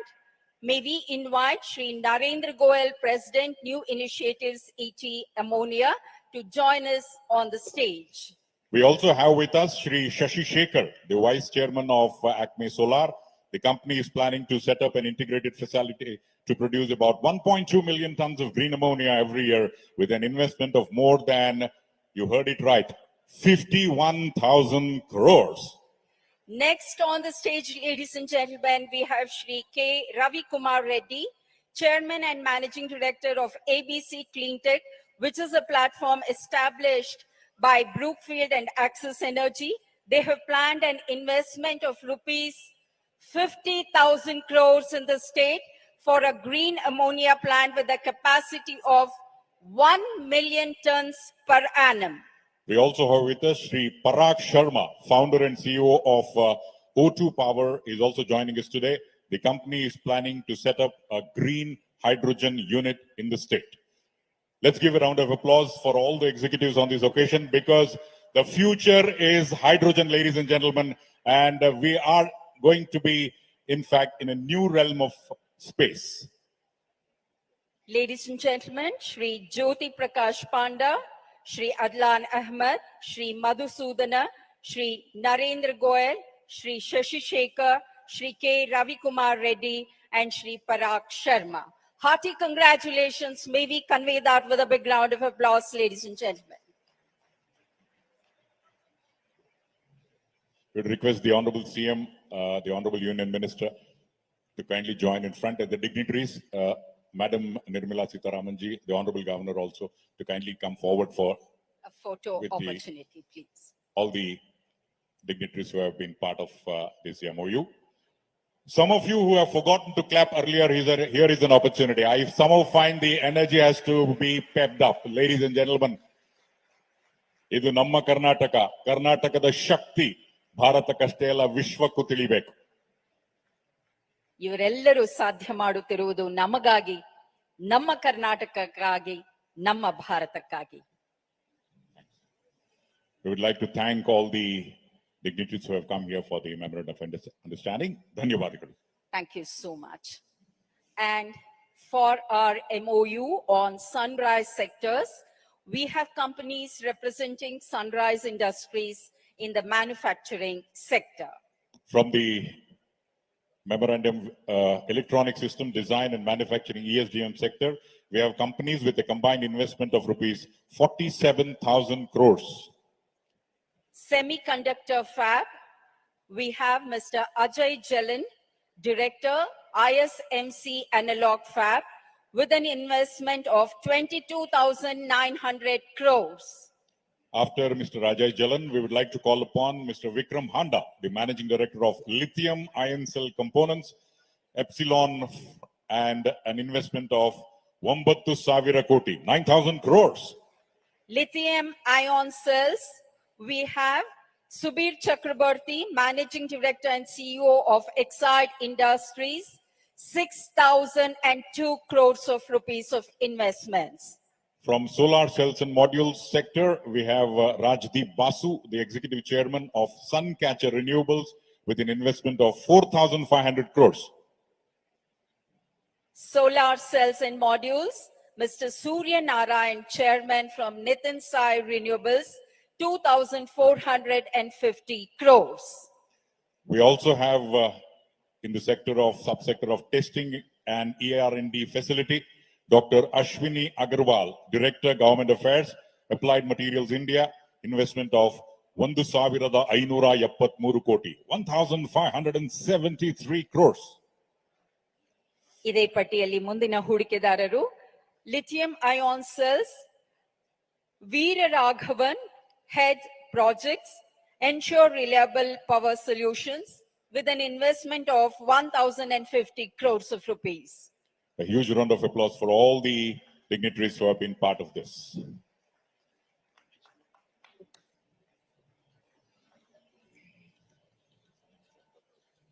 Ladies and gentlemen, Shri Ajay Jalan, Shri Vikram Handa, Shri Subir Chakraborty, Shri Rajdeep Basu, Shri Surya Narayan, Dr. Ashwini Agarwal, and Shri Veera Raghavan.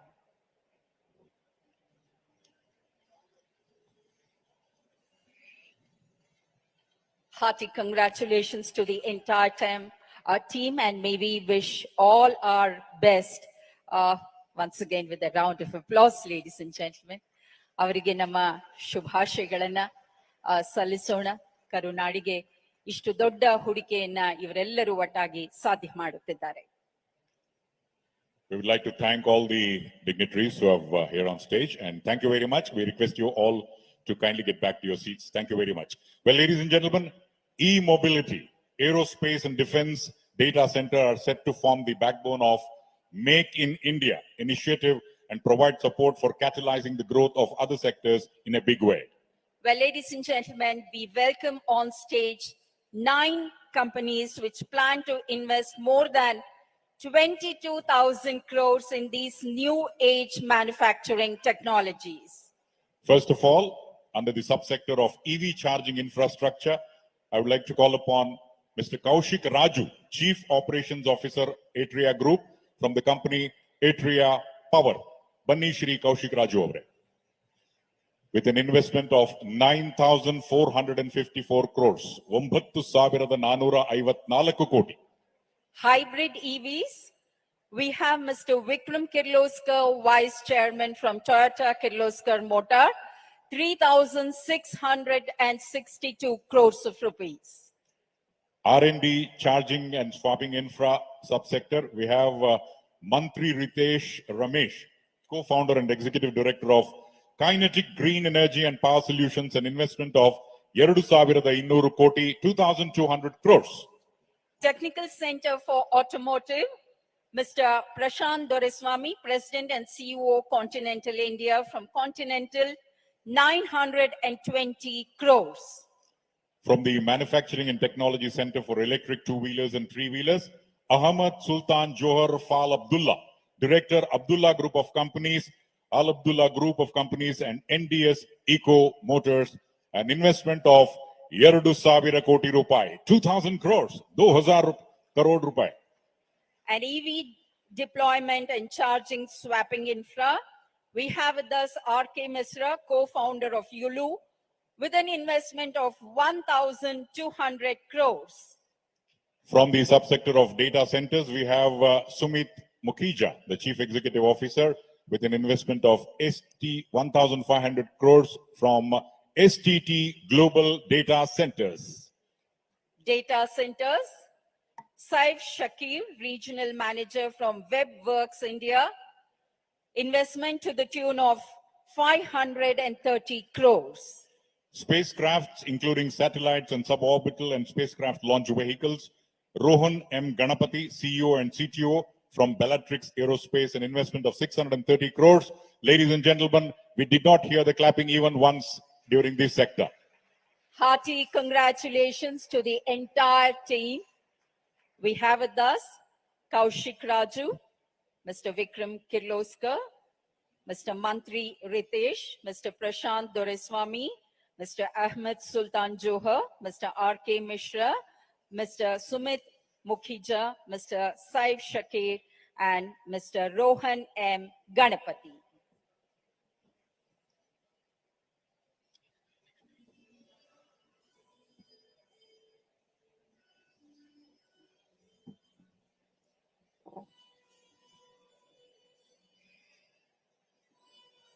Thank you so much. And once again, let us all convey our heartfelt wishes to the entire team. ಮತ್ತೊಮ್ಮೆ ಇವರೆಲ್ಲರಿಗೂ ಧನ್ಯವಾದಗಳು. Well, ladies and gentlemen, our next speaker is someone who is leading the charge of digital infrastructure in India. In fact, his company has recently launched 5G services in 8 cities in India. So please welcome on stage The Vice Chairman of Bharti Enterprises, Shri Rajan Bharti Mittal.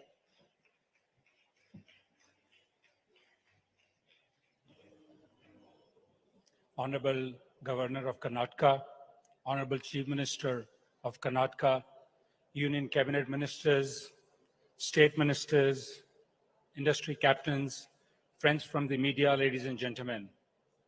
Thank you for inviting me at this investors meet. It's an honor and a pleasure to be here among all the industry leaders and all the stakeholders.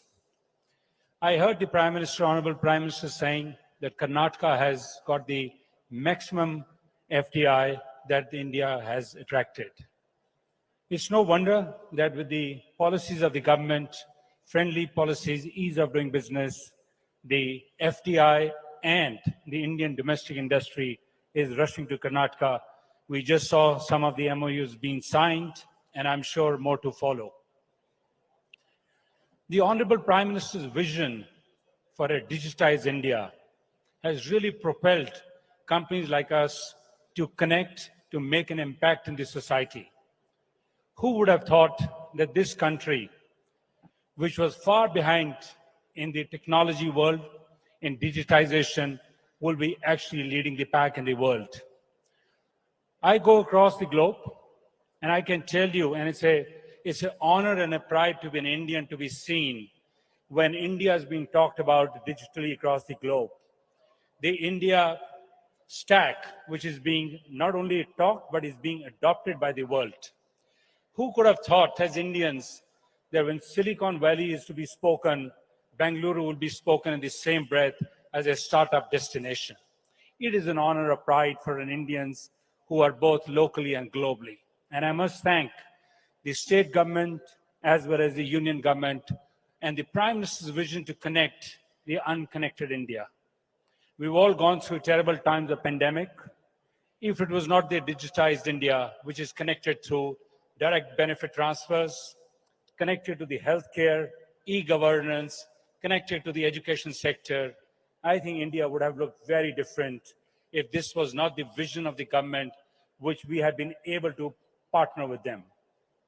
Airtel has been in the forefront of connecting India and, of course, connecting Karnataka. We have connected 99% of Karnataka, and we will be doing 100% as we are rolling out 5G. The honor that we got from ISRO, I have to tell you a little anecdote. When the war happened between Ukraine and Russia, well, there are some collateral damages that happened to the industry.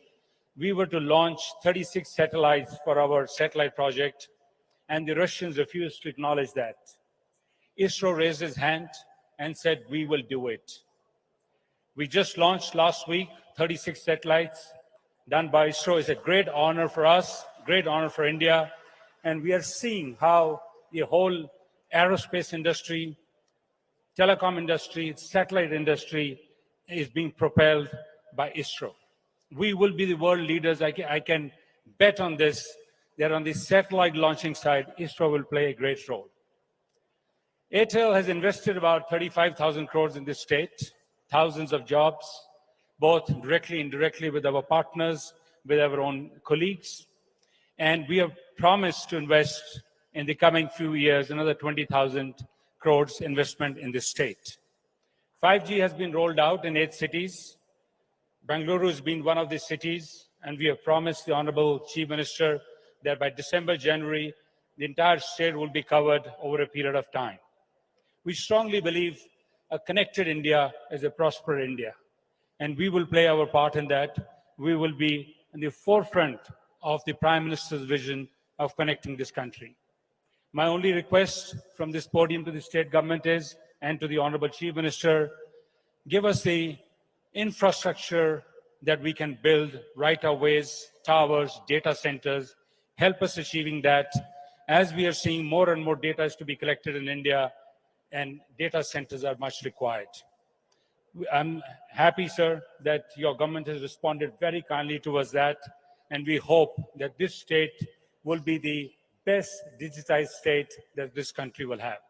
I want to thank you, sir, and thank all your colleagues for having me participate in this investor meet. And I also want to thank people of Karnataka who have given Airtel a place of pride. Thank you so much.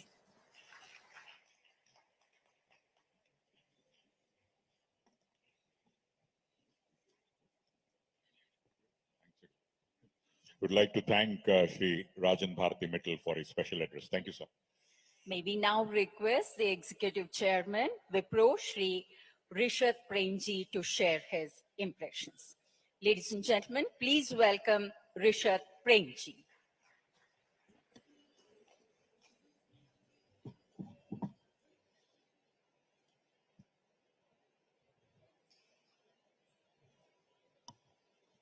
Governor Mr. Gehlot, Chief Minister Mr. Bomai, Ms. Nirmala Sitaraman, Mr. Piyush Goyal, Mr. Rajiv Chandrasekhar, Senior Ministers of the Union and Karnataka government, colleagues from the industry, other dignitaries, and delegates present today. Good morning to all of you. I'm incredibly happy to be here to discuss the role of India's tech industry post-pandemic. You know, in 1996, when Wipro decided to shift its headquarters from Mumbai to Bengaluru, many were surprised. Wipro's software exports at the time were a mere $72 million, and the technology boom in India hadn't quite begun yet. But 26 years later, we are here proudly, headquartered in Bengaluru, and now 260,000 people, with over 30,000 of those people based here in Karnataka. You know, Wipro's story in many ways is the story of the Indian IT industry. In the last 3 decades, the Indian IT industry has grown significantly and brought tremendous recognition to the country. Today, the industry contributes nearly 8% of India's GDP. 30 years ago, it was less than 1%. According to one estimate, the total revenue earned by the Indian IT industry offsets the entire oil import bill of the country. Karnataka has held center stage in much of this journey and contributes nearly 1/4 of the share of IT exports. This is possible because of the vision and hard work of leaders, both from the government as well as from industry. But you know, numbers tell you only part of the story. Equally important is how India's role has grown in these last 30 years. From a low-cost offshoring destination to a true technology and business partner for every business in the world today. Which is why, despite the global macroeconomic challenges facing us today, I remain bullish and incredibly excited about the long-term prospects of our industry. My confidence is driven by two things: the rapid pace of digitization across the world and the shift in the mindset of stakeholders who engage with us as an industry. Let me elaborate. The word digital has come to mean different things. We describe it as the way a business leverages technology to create new experiences for customers and for employees while becoming agile and building new models at scale. This in turn drives the shift to cloud, to leverage data more smartly, to make your environment more secure, and so on and so on. This was a big opportunity before the pandemic, and COVID has only accelerated it. The second, and equally importantly, is a shift in mindset. Back in the day, people came to India for cost and they stayed for quality. Today, the conversation is all about finding and accessing the best talent to build new models for relevance in the digital economy, and India is where this talent is.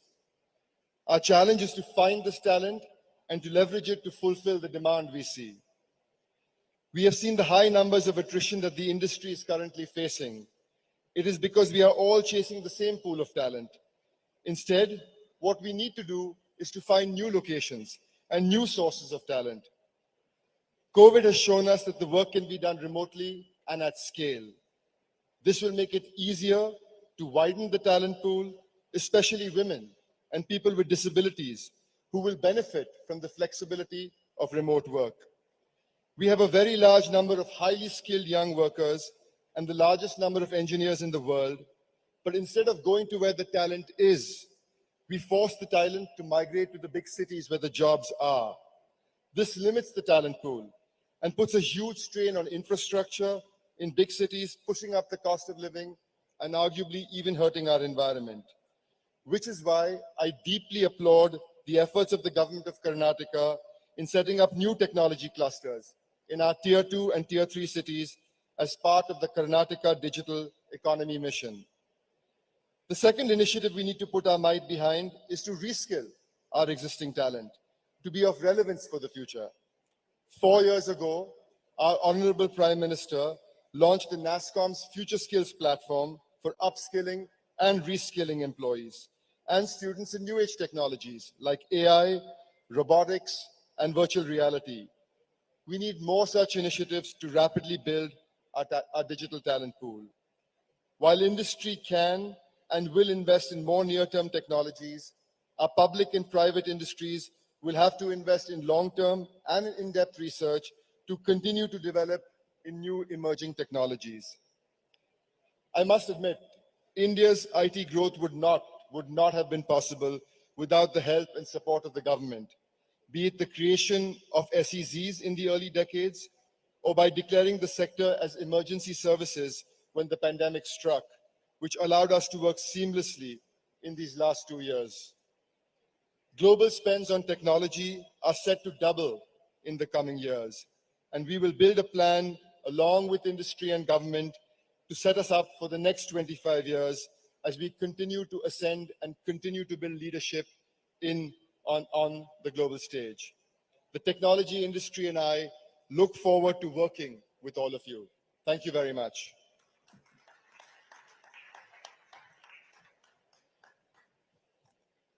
Thank you, Shri Rishabh Premji, for your special address and, of course, loving Karnataka. And now, ladies and gentlemen, we have the second film release, which is on R&D. Karnataka is a global hub of innovation with more than 10,000 patents to its credit and home to some of the most innovative startups. Karnataka is on the world map for its research, development, and innovation capabilities. The film uses eye-catching visuals and graphics to highlight the state's extraordinary track record in forefronting development in a wide range of fields. Let's watch the film on R&D. A state that has been transforming human curiosity into innovations for more than 100 years. We are Karnataka, a global hub of innovation. From 5G technology to high-performance chip designs for supercomputers, from cutting-edge medical technology to indigenous fighter helicopters, from designing and developing satellites to building greener and cleaner automobiles, from apps that make our day-to-day lives easier to technology that will drive the future. In reality, what we do here directly impacts the world. Our talent pool is our biggest strength, and together with our commitment and vision, Karnataka is uniquely positioned as a global innovation hub. Join us to shape the future.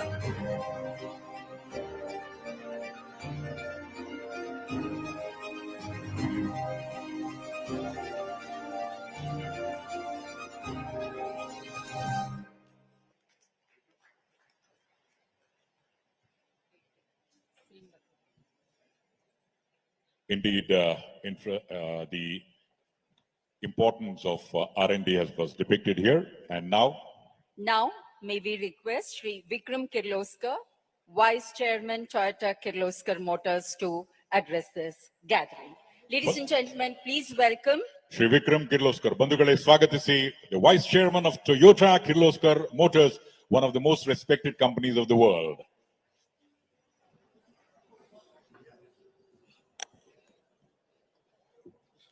Honorable Governor, Chief Minister, ministers, dignitaries on the dais, friends, ladies and gentlemen. It's really an honor to be here, and I'm particularly pleased to see on the dais there are three friends of my daughter. It's so nice to see younger people on the stage, and when I saw them, I said, okay, perhaps next year or in the future, I'll be sitting down there and more friends of my daughter will be on stage. It's a pleasure to see you guys here, and I think that's what this state stands for, that the younger generation will come in and invest in this state and do a phenomenal job here. Thanks for being here. Having overcome the COVID pandemic better than any other nation, currently our nominal GDP at approximately $3.5 trillion, and we are the fifth largest and fastest growing major global economy. I'm confident that with the visionary and strong leadership of our Honorable Prime Minister Shri Modi ji, India, with one of the youngest populations and largest consuming middle class, is well on its way to reach US dollars a $10 trillion economy by 2032.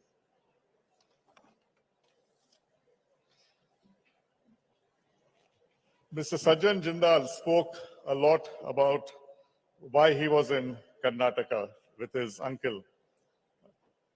Our family came to Karnataka, I think in the late 30s, with the support of the Maharaj of Mysore. They invited us here. And ever since, we have been integral part of Karnataka state. I have been working here more than 25 or 30 years. And as Sajjan mentioned, in the last 30 years of my career here, in spite of various political parties being in power, the consistency of industrial policy, the consistency of support from the state has been phenomenal and always very, very helpful. I think that's the reason why we have been able to continuously grow here and continuously commit to investing in Karnataka. For us at Toyota Kirloskar, it has been 25 years since we started operations in India. And with over 2 million delighted customers, our journey has been truly memorable. One of the reasons for our success stems from the decision to set base here in Karnataka. The other factors include our strong focus on building local manufacturing ecosystem, promoting skilling, giving back to society, and introducing advanced products that are green and safe. With strong support from government, we have set up a top-notch manufacturing facility for axles, e-transmissions, and motors at Toyota Kirloskar Auto Parts, and world-class high-performance engines at Toyota Industries Engine India. We also benefited from mutually rewarding alliances, support from allied industries, and access to a large skill talent pool. As a result, Toyota has seen satisfactory export growth in the last 25 years, which includes parts and components besides cars. Consequently, we have established a first-rate local supply chain, creating higher employment and bringing more investment to the state and our country. And our supply chain not only includes parts and direct supplies, but also capital equipment.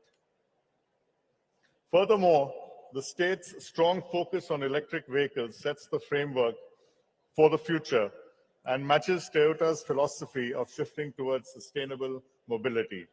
The Toyota Group has been steadily working on achieving carbon neutrality by 2050 and by embracing all technology options to fulfill this goal. And with the state government's support for manufacturing of all electrified technologies that can create a manufacturing ecosystem for the electric powertrain, we expect more investments into Karnataka's electric parts manufacturing ecosystem. There are several reasons to champion Karnataka as an investor's paradise. A very strong economy, a very supportive and progressive government, good infrastructure that continues to grow, improve, vibrant people, excellent living conditions, and the fact that the state ranks high on most national indicators. Karnataka has forever been a bastion of industrial development.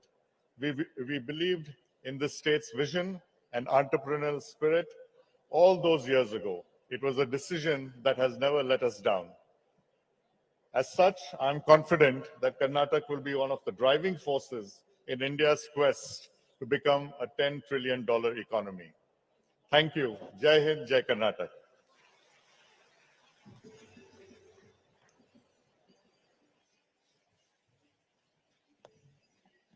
Encouraging words and warm wishes shared by Shri Vikram Kirloskar, Vice Chairman, Toyota Kirloskar Motors. Thank you so much, sir, for all your good words.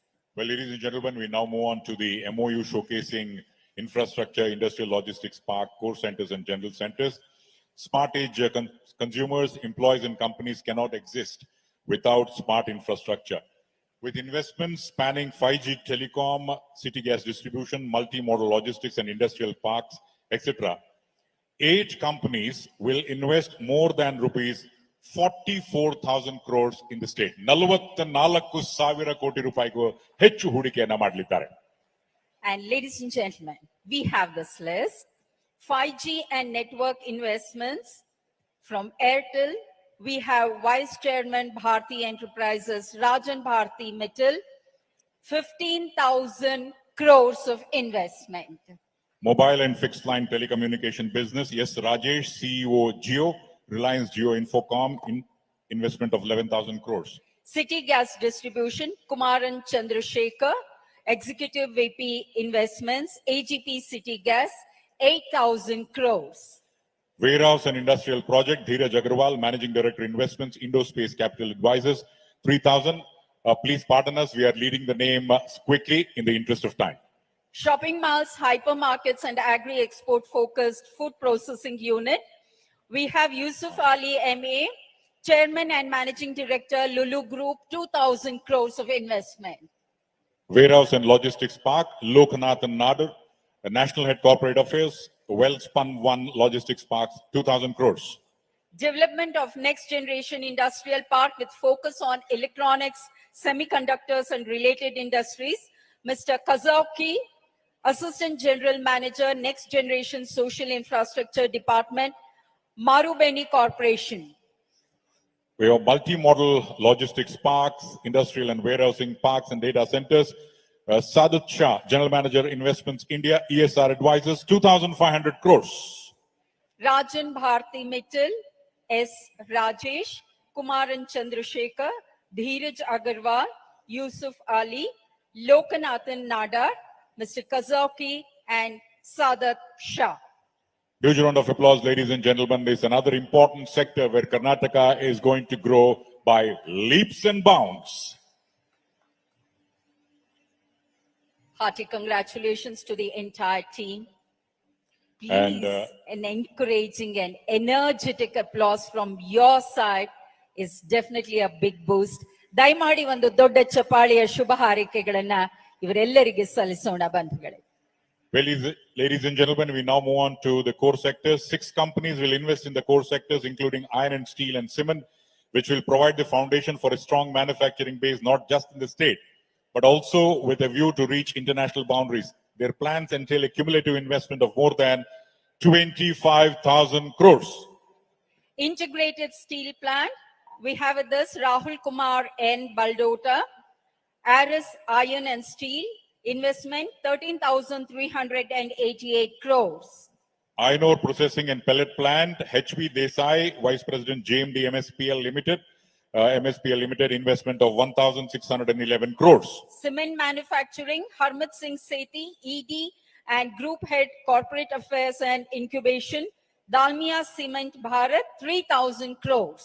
Expansion of integrated steel plant, Ramamurthy Praveen Chandra, Managing Director of Prakash Sponge Iron, investment of 2,500 crores. Expansion of pig iron plant foundry and to establish new integrated steel plant. We have with us R.V. Gumaste, Managing Director, Kirloskar Ferrous, 3,025 crores. And finally, expansion of pig iron, alloy steel and new baskets plant, Rajkumar Goyal, Managing Director of SLR Metallinks, 1,500 crores. Well, ladies and gentlemen, with us on dais, Rahul Kumar N, HV Desai, Harmat Singh Sethi, R.V. Gumaste, Rajkumar Goyal, and Ramamurthy Praveen Chandra. ಬಂಧುಗಳೇ, ಬಹಳ ಹೊತ್ತಿನಿಂದ ಆ ಚಪ್ಪಾಳೆಯ ಸದ್ದು ನಮಗೆ ಕೇಳಿಸ್ತಾ ಇಲ್ಲ. We are not able to hear the sound of applause. As we are all aware, 3 days of energetic sessions have been planned for all of us. So it's only your encouragement will further motivate. Let's give a round of applause for all the great investors who have come to Karnataka for Build for the World. And this is just the beginning. We are now here at this inaugural event. Thank you so much and hearty congratulations to the entire team. ನಮ್ಮ ಅಭಿನಂದನೆಗಳು ಮತ್ತು ಶುಭ ಹಾರೈಕೆಗಳು ಇಡೀ ತಂಡಕ್ಕೆ. We now move on to the general manufacturing sector where 4 companies will invest about 5,000 crores across FMCG, textile, sugar, biofuel, and optical systems in the state. And the companies are Ethanol plant, we have with us Vijay Nirani, MD MRN Group, Trolt Bioenergy Limited, 1,856 crores. in the textile sector. We have Shrikant Himat Singha, Managing Director and Group CEO of Himat Singha Said Limited of the group, Himat Singha Group, investment of 1,000 koti, 1,000 crores. Spectacle lens, spectacle blank, semi-finished lens and industrial quality solution machine, medical equipment. With us, Shreyas Kumar, Director and CFO of Carl Zeiss India Bangalore Private Limited, 977 crores. And finally, sugar plant, co-gen and ethanol plant, Ajit Kumar Kuchnur, the chairman of Padmamba Sugars, with an investment of 872 crores, 872 koti rupai. A round of applause. We would request the dignitaries to kindly join the investors. Mr. Vijay Nirani, Mr. Shrikant Himat Singha, Mr. Shreyas Kumar, and Mr. Ajit Kumar Kuchnur.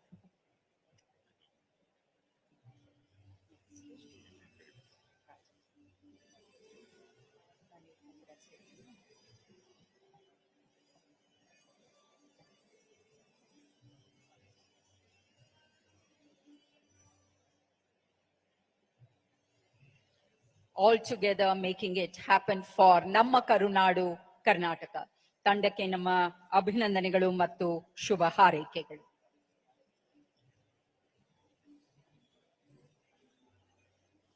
Thank you, sir. Thank you so much. Well, ladies and gentlemen, it's now time to hear the dignitaries of the honorable ministers.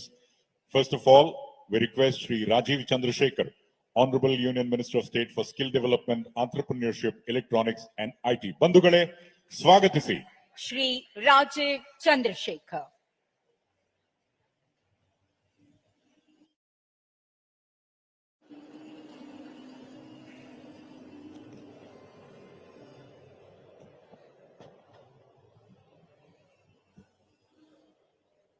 Honorable Governor Tawarchand Gehlot ji, Honorable Chief Minister Basuraj S. Bommai ji, my senior colleagues from the Government of India, Srimati Nirmala Sitharaman ji, Shri Piyush Goyal ji, Shri Prahlad Joshi ji, and to everybody else present on the dais and in the audience, Ellarigu Namaskara, and to investors who have traveled to Bengaluru today, welcome to our beautiful state of Karnataka, and welcome to our beautiful city of Bengaluru. First of all, let me congratulate the Honorable Chief Minister and the Industry Minister Murugesh Nirani ji for hosting this Global Investors Meet after a long gap. As you are aware, we have all just been through a 2.5-year deep disruption caused by this unprecedented pandemic that had disrupted lives and livelihoods all around the world. And we are slowly but surely emerging as a nation, as a state, and indeed globally from that disease. I must extend at the very outset my thanks on behalf of every citizen of Karnataka and every citizen of Bengaluru for the efforts of the government of Karnataka under the former Chief Minister Yediyurappa first, and then under our hardworking Chief Minister Basuraj Bommai ji for doing what they did during the entire pandemic in protecting lives, livelihoods, and economy. Also, I must take this opportunity to thank our Honorable Finance Minister for all our efforts and programs and schemes during the pandemic, including the ELGS for our MSMEs and the world's largest food distribution program under the PMGKY and the PM Prime Minister Garib Kalyan Anna Yojana that has helped keep the vulnerable parts of our economy and society protected during this COVID pandemic. We are today in 2022. We are post on the other side of this terrible storm of the pandemic. India as a nation has emerged stronger. We are the fastest growing major economy in the world. We have received, as the Honorable Prime Minister pointed out this morning, the highest FDI in the world. We have created the fastest growing innovation ecosystem in the world. We have demonstrated the highest ever exports ever in the history of India. And in the last 3 years alone, 66% of all the FDI in electronics manufacturing has come to India in the last 3 years alone. I will speak today to you in short about the opportunity that the technology ecosystem and the technology economy represents for all of you as investors. India's ambitions post-COVID has been reimagined. Our Honorable Prime Minister has laid a target for us of $1 trillion digital economy. And he has referred to the coming 10 years as India's decade. Congratulations to all the MOUs in the EV sector and the electronic sectors today that were signed. I will point out that what we are seeing today in terms of the growth of the digital economy is only a tip of the iceberg, and over the next 5 to 7 years, we will surely see the $1 trillion digital economy goal of our Honorable Prime Minister being realized in reality. Karnataka has always been the center of technology innovation and has in a lot of ways spearheaded and led India's digital economy efforts. We are today celebrating in 2022, we celebrate 25 years of Karnataka's information technology and technology industry. And I just want to today share with you that the opportunities in the technology ecosystem has moved systematically from technology services to startup and innovation ecosystem to electronics manufacturing, semiconductor manufacturing, electronics and microelectronics innovation and design, semiconductor design, Web 3.0, AI, and the very exciting opportunity of the 5G ecosystem marked by the launch of the 5G networks by operators like Airtel, Jio, and Vodafone in the country. As Rishad mentioned, one of the very impressive things that the government of Karnataka has done to address the issue of talent and opportunity is to ensure with deft policy making, move the opportunities in the post-COVID world to tier 2, tier 3 cities where there is less pressure on infrastructure and more availability to talent. I, on behalf of both the government of India and the government of Karnataka, my call to action to all of those in the audience who are interested in investments in technology is that India is the place, and I will just narrate a short example to tell you how far we have traveled and how fast we are traveling. In 2014, 92% of all mobile phones consumed in India were imported, and in 2022, 97% of all mobile phones consumed in India are manufactured in India. This is the journey that India has traveled. This is the journey that New India continues to travel. And I will certainly encourage and advise everybody who's an investor in the broader technology ecosystem to consider India and Karnataka as the destination for the investment. Thank you very much for your patient hearing. Thank you. Jai Hind, Jai Karnataka.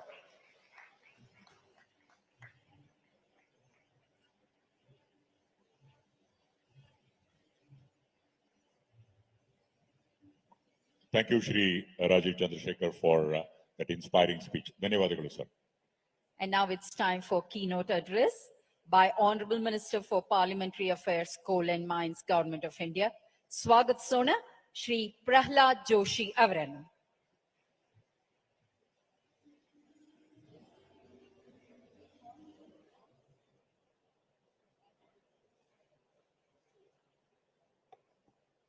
ಎಲ್ಲರಿಗೂ ನಮಸ್ಕಾರ. Good afternoon to all. Shri Tawarchand Gehlot, Governor of Karnataka, Shri Basavaraj Bommai, Chief Minister of Karnataka, my senior colleague and most successful Finance Minister of the country, Srimati Nirmala Sitharaman ji, one more my senior colleague and leader in the Rajya Sabha, Shri Piyush Goyal ji, Raju Chandrasekhar ji, Murugesh Nirani, Karnataka's Minister for the Large and Medium Scale, other dignitaries and the esteemed guests. First of all, I would like to congratulate wholeheartedly and appreciate the efforts put by Karnataka government under the leadership of Shri Basavaraj Bommai ji and Shri Murugesh Nirani ji. And in fact, I can tell you, if at all more than 5 lakh crore investment is to be announced and some have been already approved, it is because of the proactive 7 lakh crores. 7 lakh crores, I'm sorry.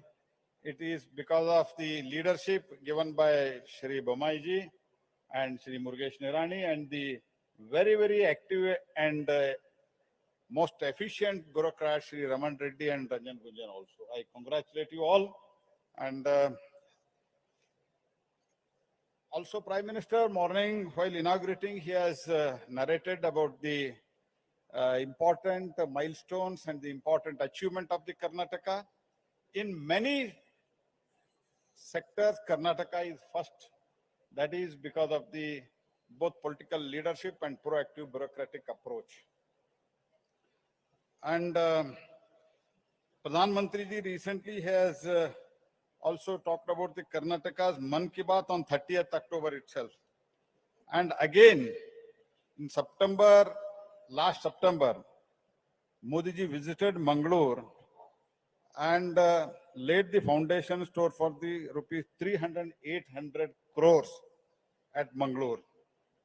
This is as per his vision of Karnataka seeing unprecedented development. The state is receiving special attention. The double engine government, the union and state is ensuring Kannadigas benefit for the principles of policies and the principles of the union and the state government. Karnataka has witnessed a very high economic growth in recent years with the analyzed 8% plus growth in GSDP over the last few years, which is higher than the national average growth. For that, I congratulate Shri Bommai and previous Minister, Chief Minister Shri Yediyurappa. Karnataka, as far as infrastructure is concerned, and the support of the Government of India under leadership of Prime Minister Shri Modi, one of the biggest beneficiary of the Sagarmala.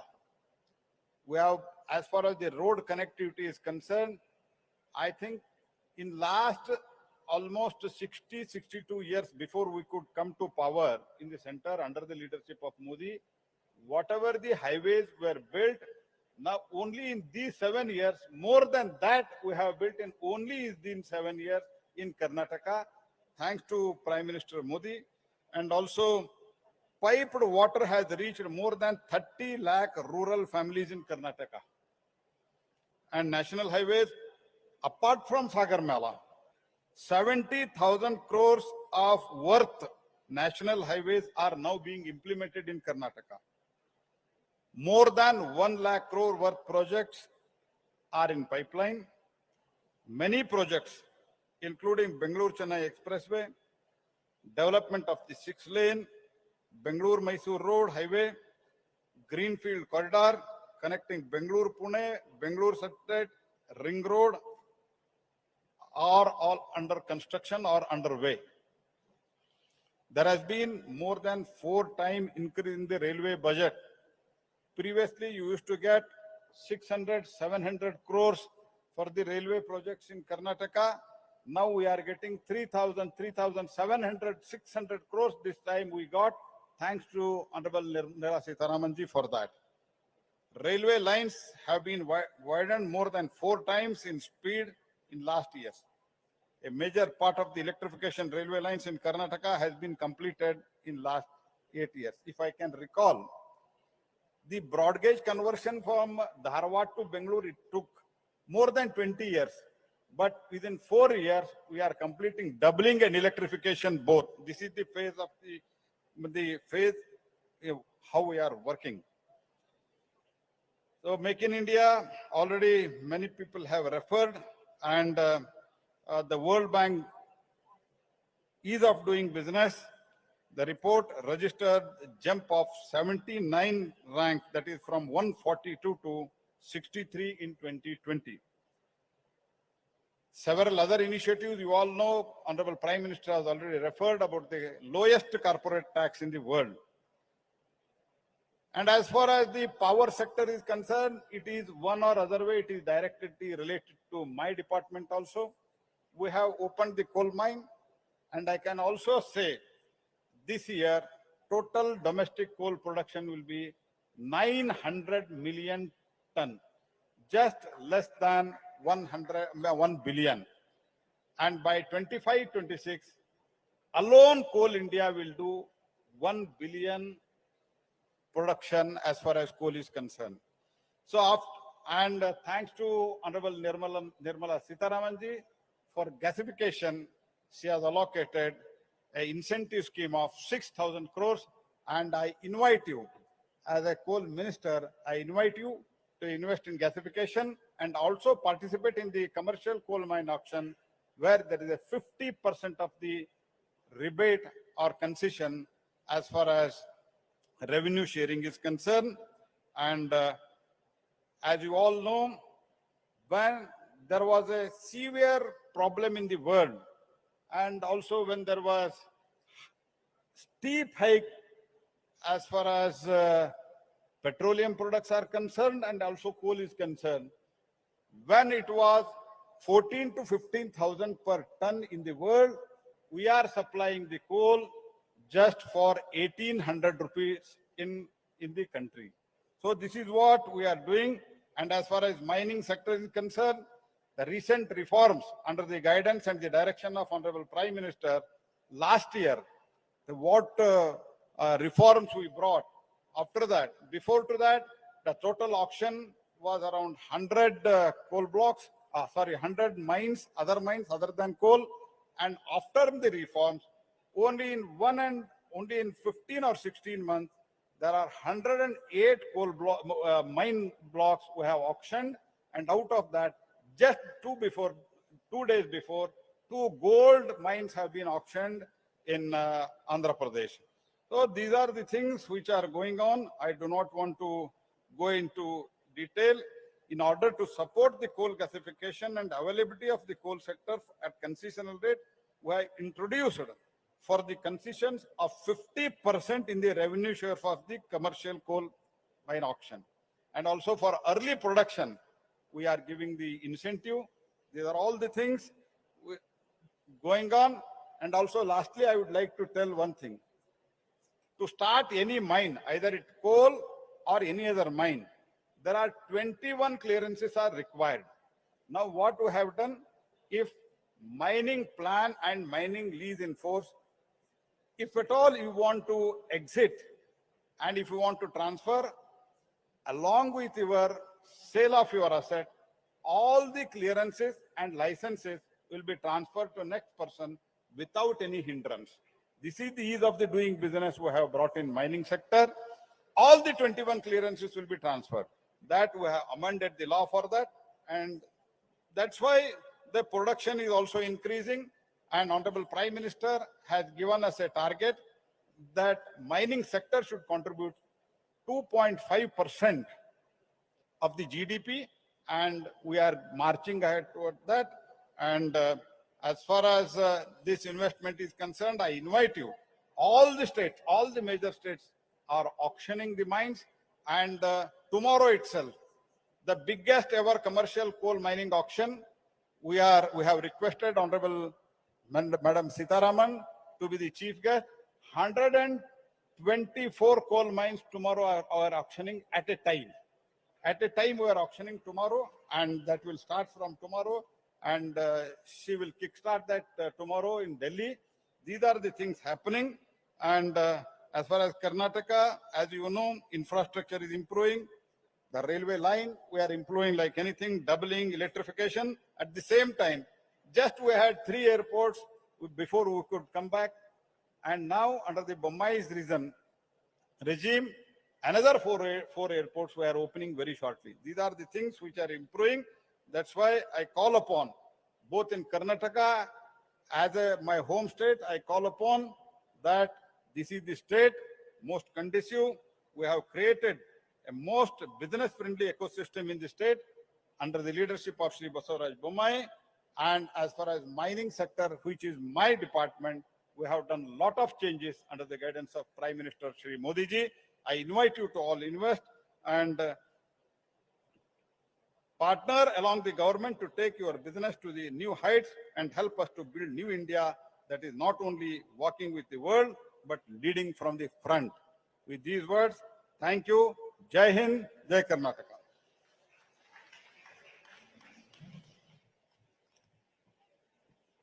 Highlights of coal and mine sector share ಮತ್ತು ಕರ್ನಾಟಕದಲ್ಲಿ ಹೂಡಿಕೆದಾರರಿಗೆ ಸ್ವಾಗತ ಅನ್ನುವಂತಹ ಆದರದ ನುಡಿಗಳನ್ನು ಸಹ ಹಂಚಿಕೊಂಡಿದ್ದಾರೆ. ಮಾನನೀಯ ಕೇಂದ್ರ ಸಚಿವರು ಶ್ರೀ ಪ್ರಹ್ಲಾದ್ ಜೋಶಿ ಅವರಿಗೆ ಗೌರವದ ವಂದನೆಗಳನ್ನ ಅರ್ಪಿಸುತ್ತೇವೆ. Well, ladies and gentlemen, we now have a keynote address by the Honorable Union Minister of Commerce and Industry, Shri Piyush Goyal. ಬಂಧುಗಳೇ, ಜೋರಾದ ಕರ್ತಾಡನದೊಂದಿಗೆ ಸ್ವಾಗತಿಸಿ Shri Piyush Goyal.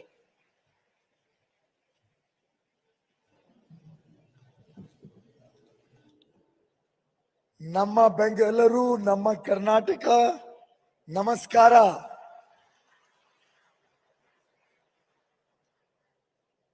Honorable Governor of Karnataka, Shri Thawarchand Gehlot ji, Honorable Chief Minister of Karnataka, and my good friend, my brother, Shri Basavaraj Bommai ji, Honorable Finance Minister of India, who has steered the country, steered the economy through very tough times through the last years of pandemic and now the serious geopolitical situation, Honorable Srimati Nirmala Sitharaman ji, my good friend and brother Prahlad Joshi ji, Rajiv Chandrasekhar ji, Sri Murgesh Nirani ji, who has put in a lot of effort to make today's program Invest Karnataka, Build for the World a grand success. Captains of industry, other distinguished dignitaries on the dais, off the dais, friends of the media, ladies and gentlemen. Truly delighted to be a part of this very, very exciting journey that Karnataka is embarking upon today. In fact, I was wondering with the presence of the Honorable Finance Minister today, whether the mint has shifted to Bangalore and to Karnataka. Because I think you are minting a lot of money into Karnataka with the 7 lakh crore plus projects coming into the state of Karnataka. My congratulations to the government of Karnataka. Bommai ji, Nirani ji, all your colleagues, the bureaucracy and officials of Karnataka deserve the highest accolades for the detail in which they have gone to attract industry to Karnataka, for their unstinted effort to make Karnataka the place to do business in, the place to invest in, to make it easier to do business here, to improve the logistics here, to support the startup ecosystem here, and in almost every ranking that is being done by the central government among states, we find Karnataka perform exceedingly well, a real destination to be in, to invest in, to make in, and to serve from. And very clearly, wherever I go in the world, I can see huge excitement about coming to Bengaluru, coming to Karnataka, and working over here. Only yesterday, I was doing a call with my counterpart, the Commerce Secretary of the United States of America, and we were finalizing our next commercial dialogue, which will be held in India sometime in February next year. And in the course of the conversation, she expressed a very serious interest to come to Bengaluru and experience Karnataka. Very recently, at the Silicon Valley, while I was engaged with interactions with industry, with innovators, with investors in San Francisco, Palo Alto, Los Angeles, you could perceptibly see the resonance of Karnataka, particularly in the IT space, in the research and development space, in the space of innovation, in the space of future technologies. And I'm sure hearing from them about their huge investment plans in Karnataka, hearing from international Fortune 500 companies, the way they are looking to grow and expand their operations in and around Bengaluru and other parts of Karnataka, I almost felt it was like a rerun of the movie Kantara.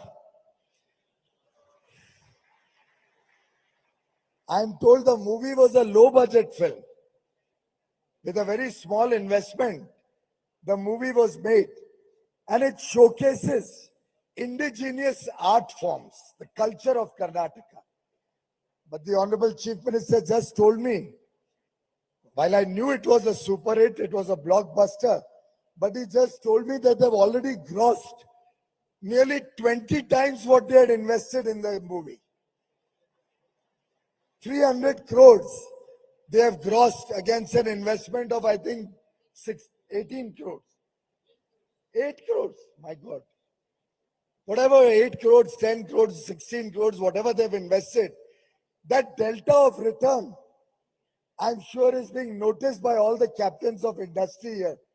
And that is what attracts investors and industry today to India, to the state of Karnataka.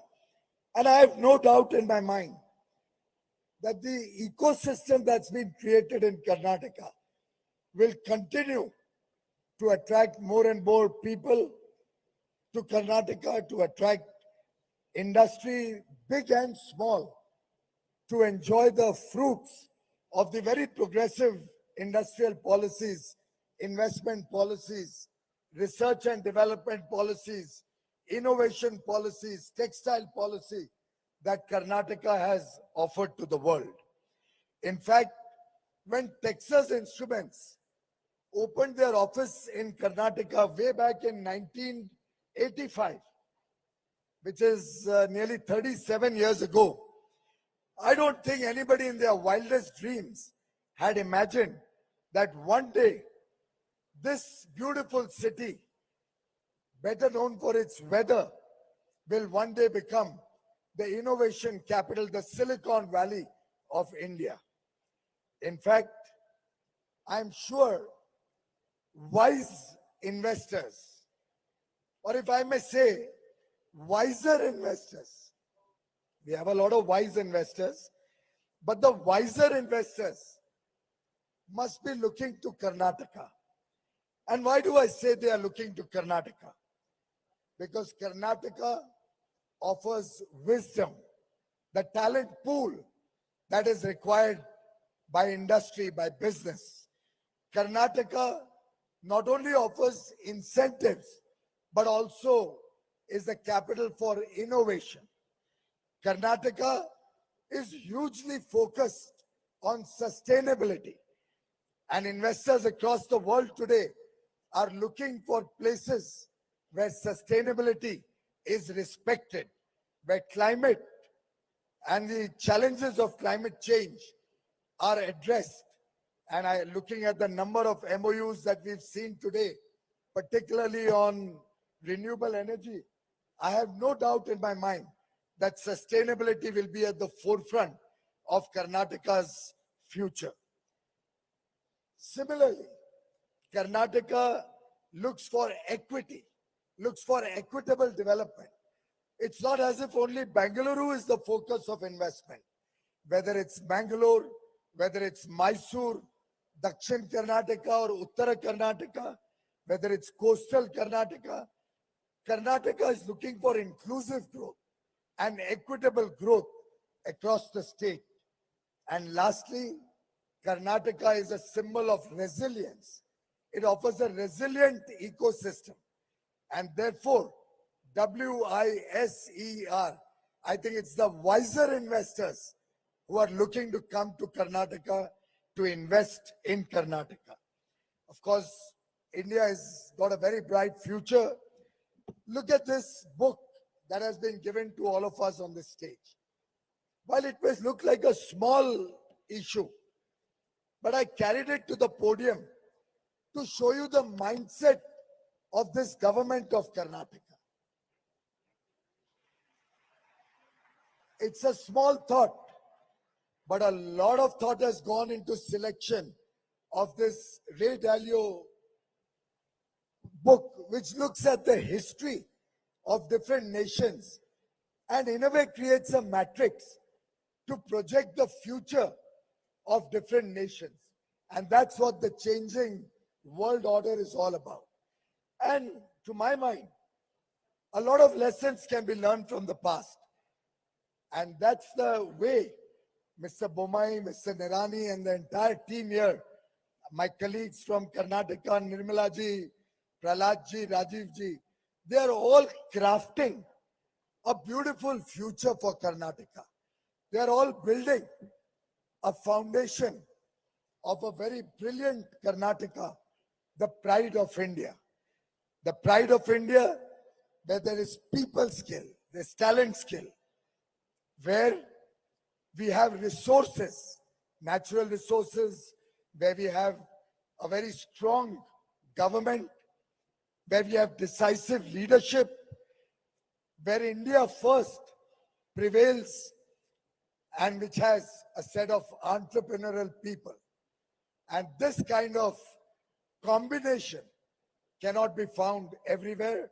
Karnataka boasts of a combination of very alluring factors which makes Karnataka the pride of India, the right place to invest in India, where whether it's logistics, whether it's infrastructure, whether it's ease of doing business, or it is cost of doing business. All factors are looked into, are focused on. In fact, Karnataka not only looks at smart manufacturing or industry 4.0, it's focused equally on the service sector, the Internet of Things, all futuristic technologies and innovative ideas are available in Karnataka. So not only will Karnataka make in Karnataka for the world, but it will serve from Karnataka the entire globe. And that collectively is the strength of Karnataka. Friends, today the world looks at India as a trusted partner. Through the pandemic, we met all our international obligations. Not for a single day did any company around the world have to suffer a disruption in their supply chains.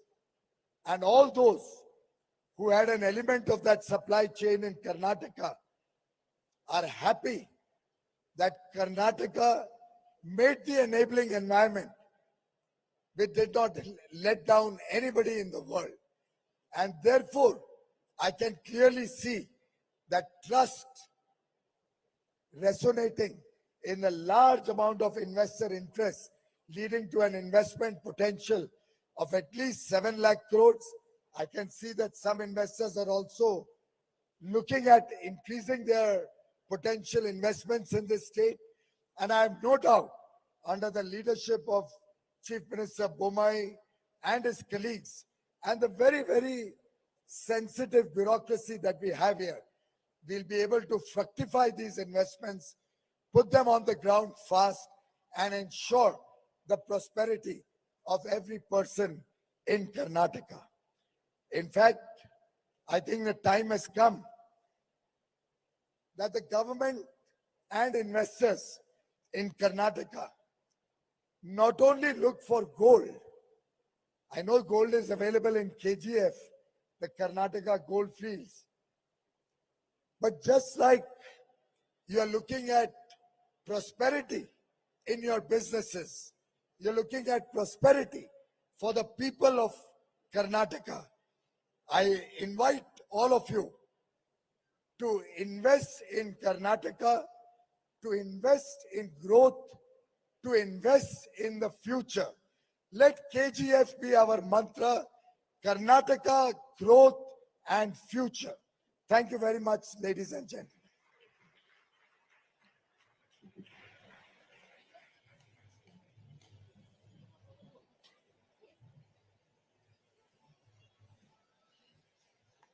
The Honorable Union Minister Shri Piyush Goyal has complimented the efforts of Government of Karnataka under the able leadership of Chief Minister Shri Basuraj Bomai. Thank you, sir, for your encouraging words. Thank you, sir. And ladies and gentlemen, we are all ears to listen to her. Please put your hands together and please welcome Honorable Union Minister for Finance, Srimati Nirmala Sitaraman. Ma'am, we wait for your address.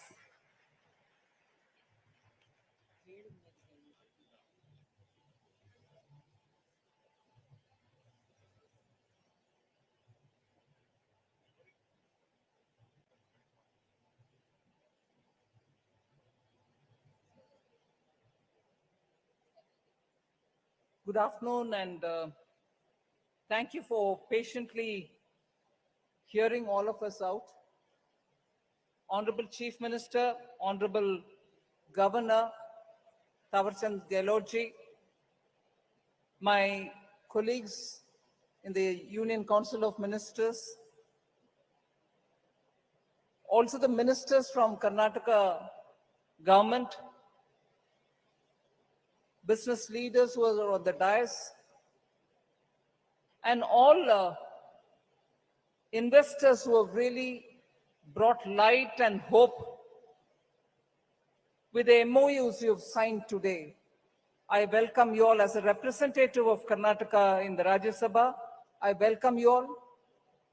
Let me at the outset appreciate the Karnataka Chief Minister,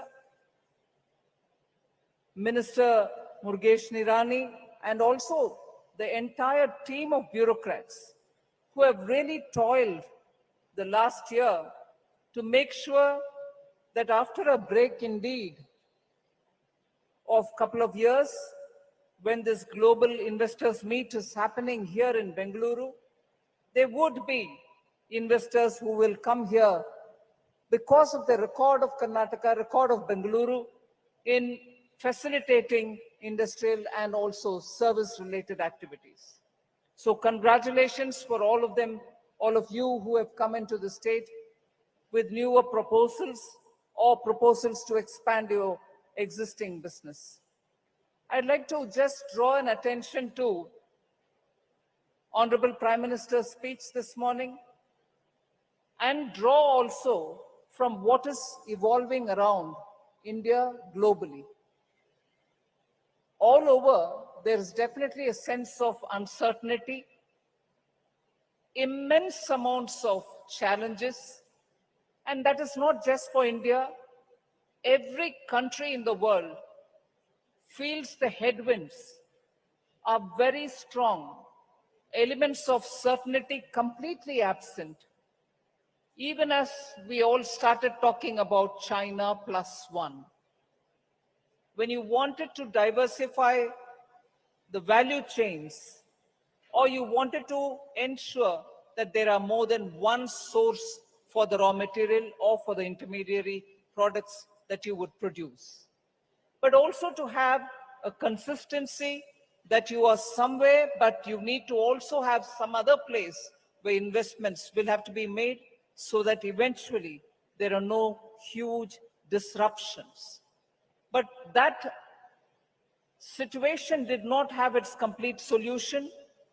You had the global situation of a war, such a war, especially from countries which are the source of essential raw materials, whether it is fuel related, whether it is fertilizer related, whether it is food grains related. So you have these countries which are at a situation, which are at a war-like situation, which are at war, which is causing a lot of insecurity to the globe, particularly in the area of fuel, energy that is, and food. So food grain and fuel insecurities have become a big issue of uncertainty for the globe. And as a result, countries are readjusting themselves to source these materials from a different part of the world. Now that has had a bearing on industries, that has had a bearing on economy and its growth, that has had a bearing on trade, global trade as well. And as a result of these disruptions, you find large economies, which were also source of essential raw materials or intermediary products, or also which were the essential markets to which emerging markets were sending their products, are all going through huge recessionary doubts. They may technically be at the threshold of recession, but yet are not really out of that suspense or shock that will they be getting into further rigid recession in the future. Now, with all these uncertainties, I'm here to put it before you that because of the careful planning, targeted facilitation, fiscal prudence, and essentially understanding Indian economy for what strengths that it has, and for the challenges that it has to face, Honorable Prime Minister led from the front and made sure that Indian economy will not be severely threatened by these developments outside, ensured that hand-holding happened, targeted supports were extended to industries which required, particularly the MSME, and made sure that the Indian economy would be very carefully navigated through this challenge that we face. Now, as a result of it, between 2020 and today, we seem to have come out to a situation where the challenges continue. The newer challenges are also building up, but India is seen as an island of certain level of calm. We still do have our challenges, but not as would every other country suspect that India will be threatened by. So in a way, I've been hearing, and this is not me saying it, I've been hearing both during my Washington visit when IMF and World Bank meetings happened, and also through the various visitors which I've been receiving in Delhi, that India seems to be an oasis of stability and calm, and the challenges are being carefully firewalled, that our economy now is very clearly attractive for investors. And that is where we find the investment interests, and Karnataka as a state has carefully reflected the policies of the center, has always made sure that policy consistency is held up, and held up only to make policies even more nimbly in time on issues which are developing, and make sure that the industry facilitates it. The industry consultative process which happens in Karnataka is one of those which are extensive. And as a result, today, I've heard from the Chief Minister that initially when this global meet was planned, their expectations and target was somewhere in the range of 5 lakh crores. Today, that has moved upwards to about 7.5 lakh crores, of which he has already cleared 2.8 lakh crore related proposals. So unlike sometimes when we hear MOUs getting signed, MOUs realizing in part, we are here realizing and understanding that MOUs have already been given the clearance by the state government, and as a result, even on the day when this meet happens, based on the original target, more than 50% of the MOUs have already been cleared. That is the proactive nature of this government being led by Chief Minister Bommai, and it is that speed which gives confidence to the investors that the MOUs are done with facts on the ground. And I also see that the MOUs which have come up are coming up in newer areas, the sunrise areas, whether it is hydrogen, the mission that Government of India announced, whether it is green ammonia, whether it is making sure that the corridors are coming up for industries, whether it is connecting with the ports, whether it is newer mines, which Dr. Shri Prahlad Joshi ji expanded. These are the kind of things on which the government in Karnataka has actually been proactively moving further ahead at good speed. As a result, you find investors taking interest, not just for a Karnataka which is top on the service sector because of the presence of IT companies, but also because of the traditional old India industries which are core to production. The steel, the aluminum, and also many others such which help in the core businesses to provide that backbone for industrial development. So the old exists with the new sunrise, and the policies like the industrial policy, the energy policy, the IT policy, all of which I've been periodically hearing from both Mr. Murugesh Nirani and Minister Ashwath Narayan, both of whom have been constantly making sure that the industry benefits because of the consultation through the policies coming out in time. So just for records, and because all of you all are here, I thought it is important for me to summarize those particular areas in which Karnataka has stood out, as a result of which today we see a lot of interest among investors. Permit me to rapidly read out few of those which are noteworthy achievements of Karnataka. I already said that the state's new IT policy 2020-25 is a very big step, and it also looks at electronic system design manufacturing, telecom services in 6 clusters. That's a major move forward for any state. And those clusters are going to be not in Bengaluru, but outside. Mangaluru, Tumkuru, Mysuru, Hubli, Shivamogga, and Kalaburgi.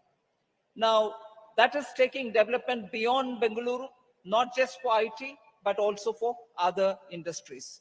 The one district, one product is something which the state is moving fast on. Land reforms are happening. Similarly, the renewable energy policy of the state is something which I think is very rewarding. And as a result, you have a lot of investments happening in the renewable energy area as well. There's also enhanced facilitation process to ensure greater transparency. Industry wants stability of policy. Industry also wants transparency. They do not want to be harassed by rent seekers at any level. And because of this facilitation process, to ensure transparency, Karnataka is sending a message that industry here will mean that they will be facilitated through policy and no rent seekers will be entertained. I commend the Chief Minister for having come up with this, because at a time when industries are moving out of different destinations, such as China, and also Europe now, because they're going through a very trying period, industries are moving out to destinations which are going to be attractive for other than just tax incentives. The one list which I'll certainly draw your attention to. Karnataka is a leader in many sectors. First in renewable energy, because 63% of all our installed capacity lies in renewable energy.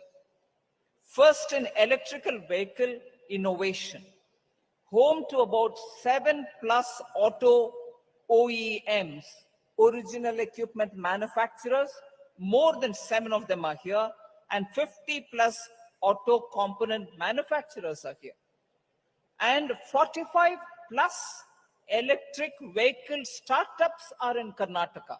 We cannot miss that. That's the ecosystem which you, the investors, would prefer to have.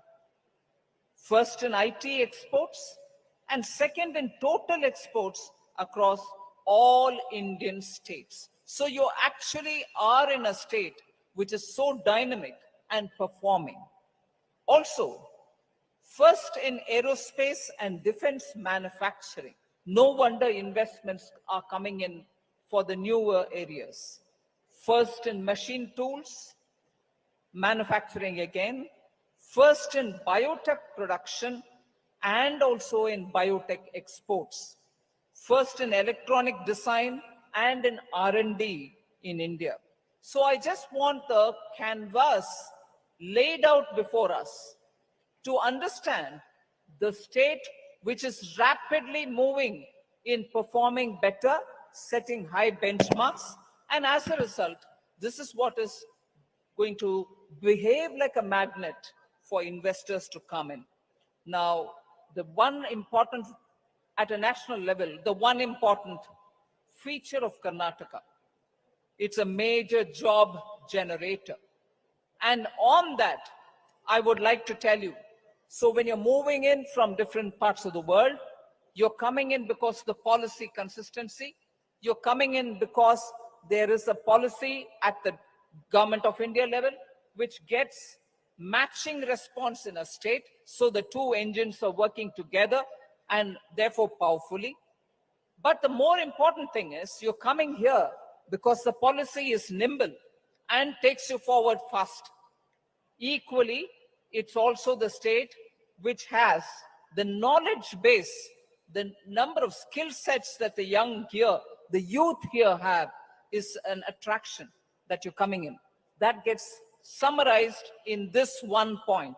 Karnataka is a major job generator, having produced 10% of all the formal jobs in the country, while contributing 8.8% to the national GDP, whilst its population is only 5% of the total national population.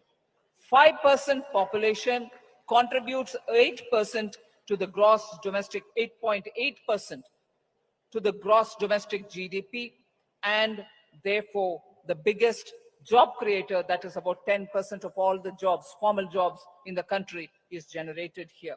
So I would not go further to talk about the other features of Karnataka, but I wish to assure all the investors that the state is absolutely very nimble-footed to make sure that the policies are going to be kept abreast of the global development at a time when all of you all are trying to move in. Here is a state which has showcased itself for all the previous achievement and assuring that even now, from now for the next 25 years, during Amrit Kal, Karnataka will be the essential foundation for very many investors to come into India and contribute from here to the entire globe. So thank you very much for giving me this opportunity. I hope the investors will be serviced and absolutely facilitated well, both by the Government of India and by Government of Karnataka. We assure you the maximum cooperation from our side and wish you all the very best in your future. Thank you very much.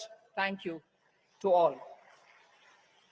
Karnataka ಕುರಿತಾಗಿ ಬಹು ಮೆಚ್ಚುಗೆಯ ಪ್ರೋತ್ಸಾಹದಾಯಕ ಬೆನ್ನು ತಟ್ಟುವ ನುಡಿಗಳನ್ನ ಹಂಚಿಕೊಂಡಿದ್ದಾರೆ ಮಾನನೀಯ ಕೇಂದ್ರ ಸಚಿವೆ Shrimati Nirmala Sitharaman. Profound thanks to you, ma'am, for all your good words and warm wishes. Thanks once again. Well, ladies and gentlemen, now as the world moves towards sustainable transportation, Karnataka is leading the way through its friendly policies and robust ecosystem, also empowering organizations to rethink and recreate sustainable automotive solutions. And now, this film on EV, which captures the essence of Karnataka's greatest strength, its R&D environment, and the numerous tech startups which are crucial to the journey forward. Let's have the film, please.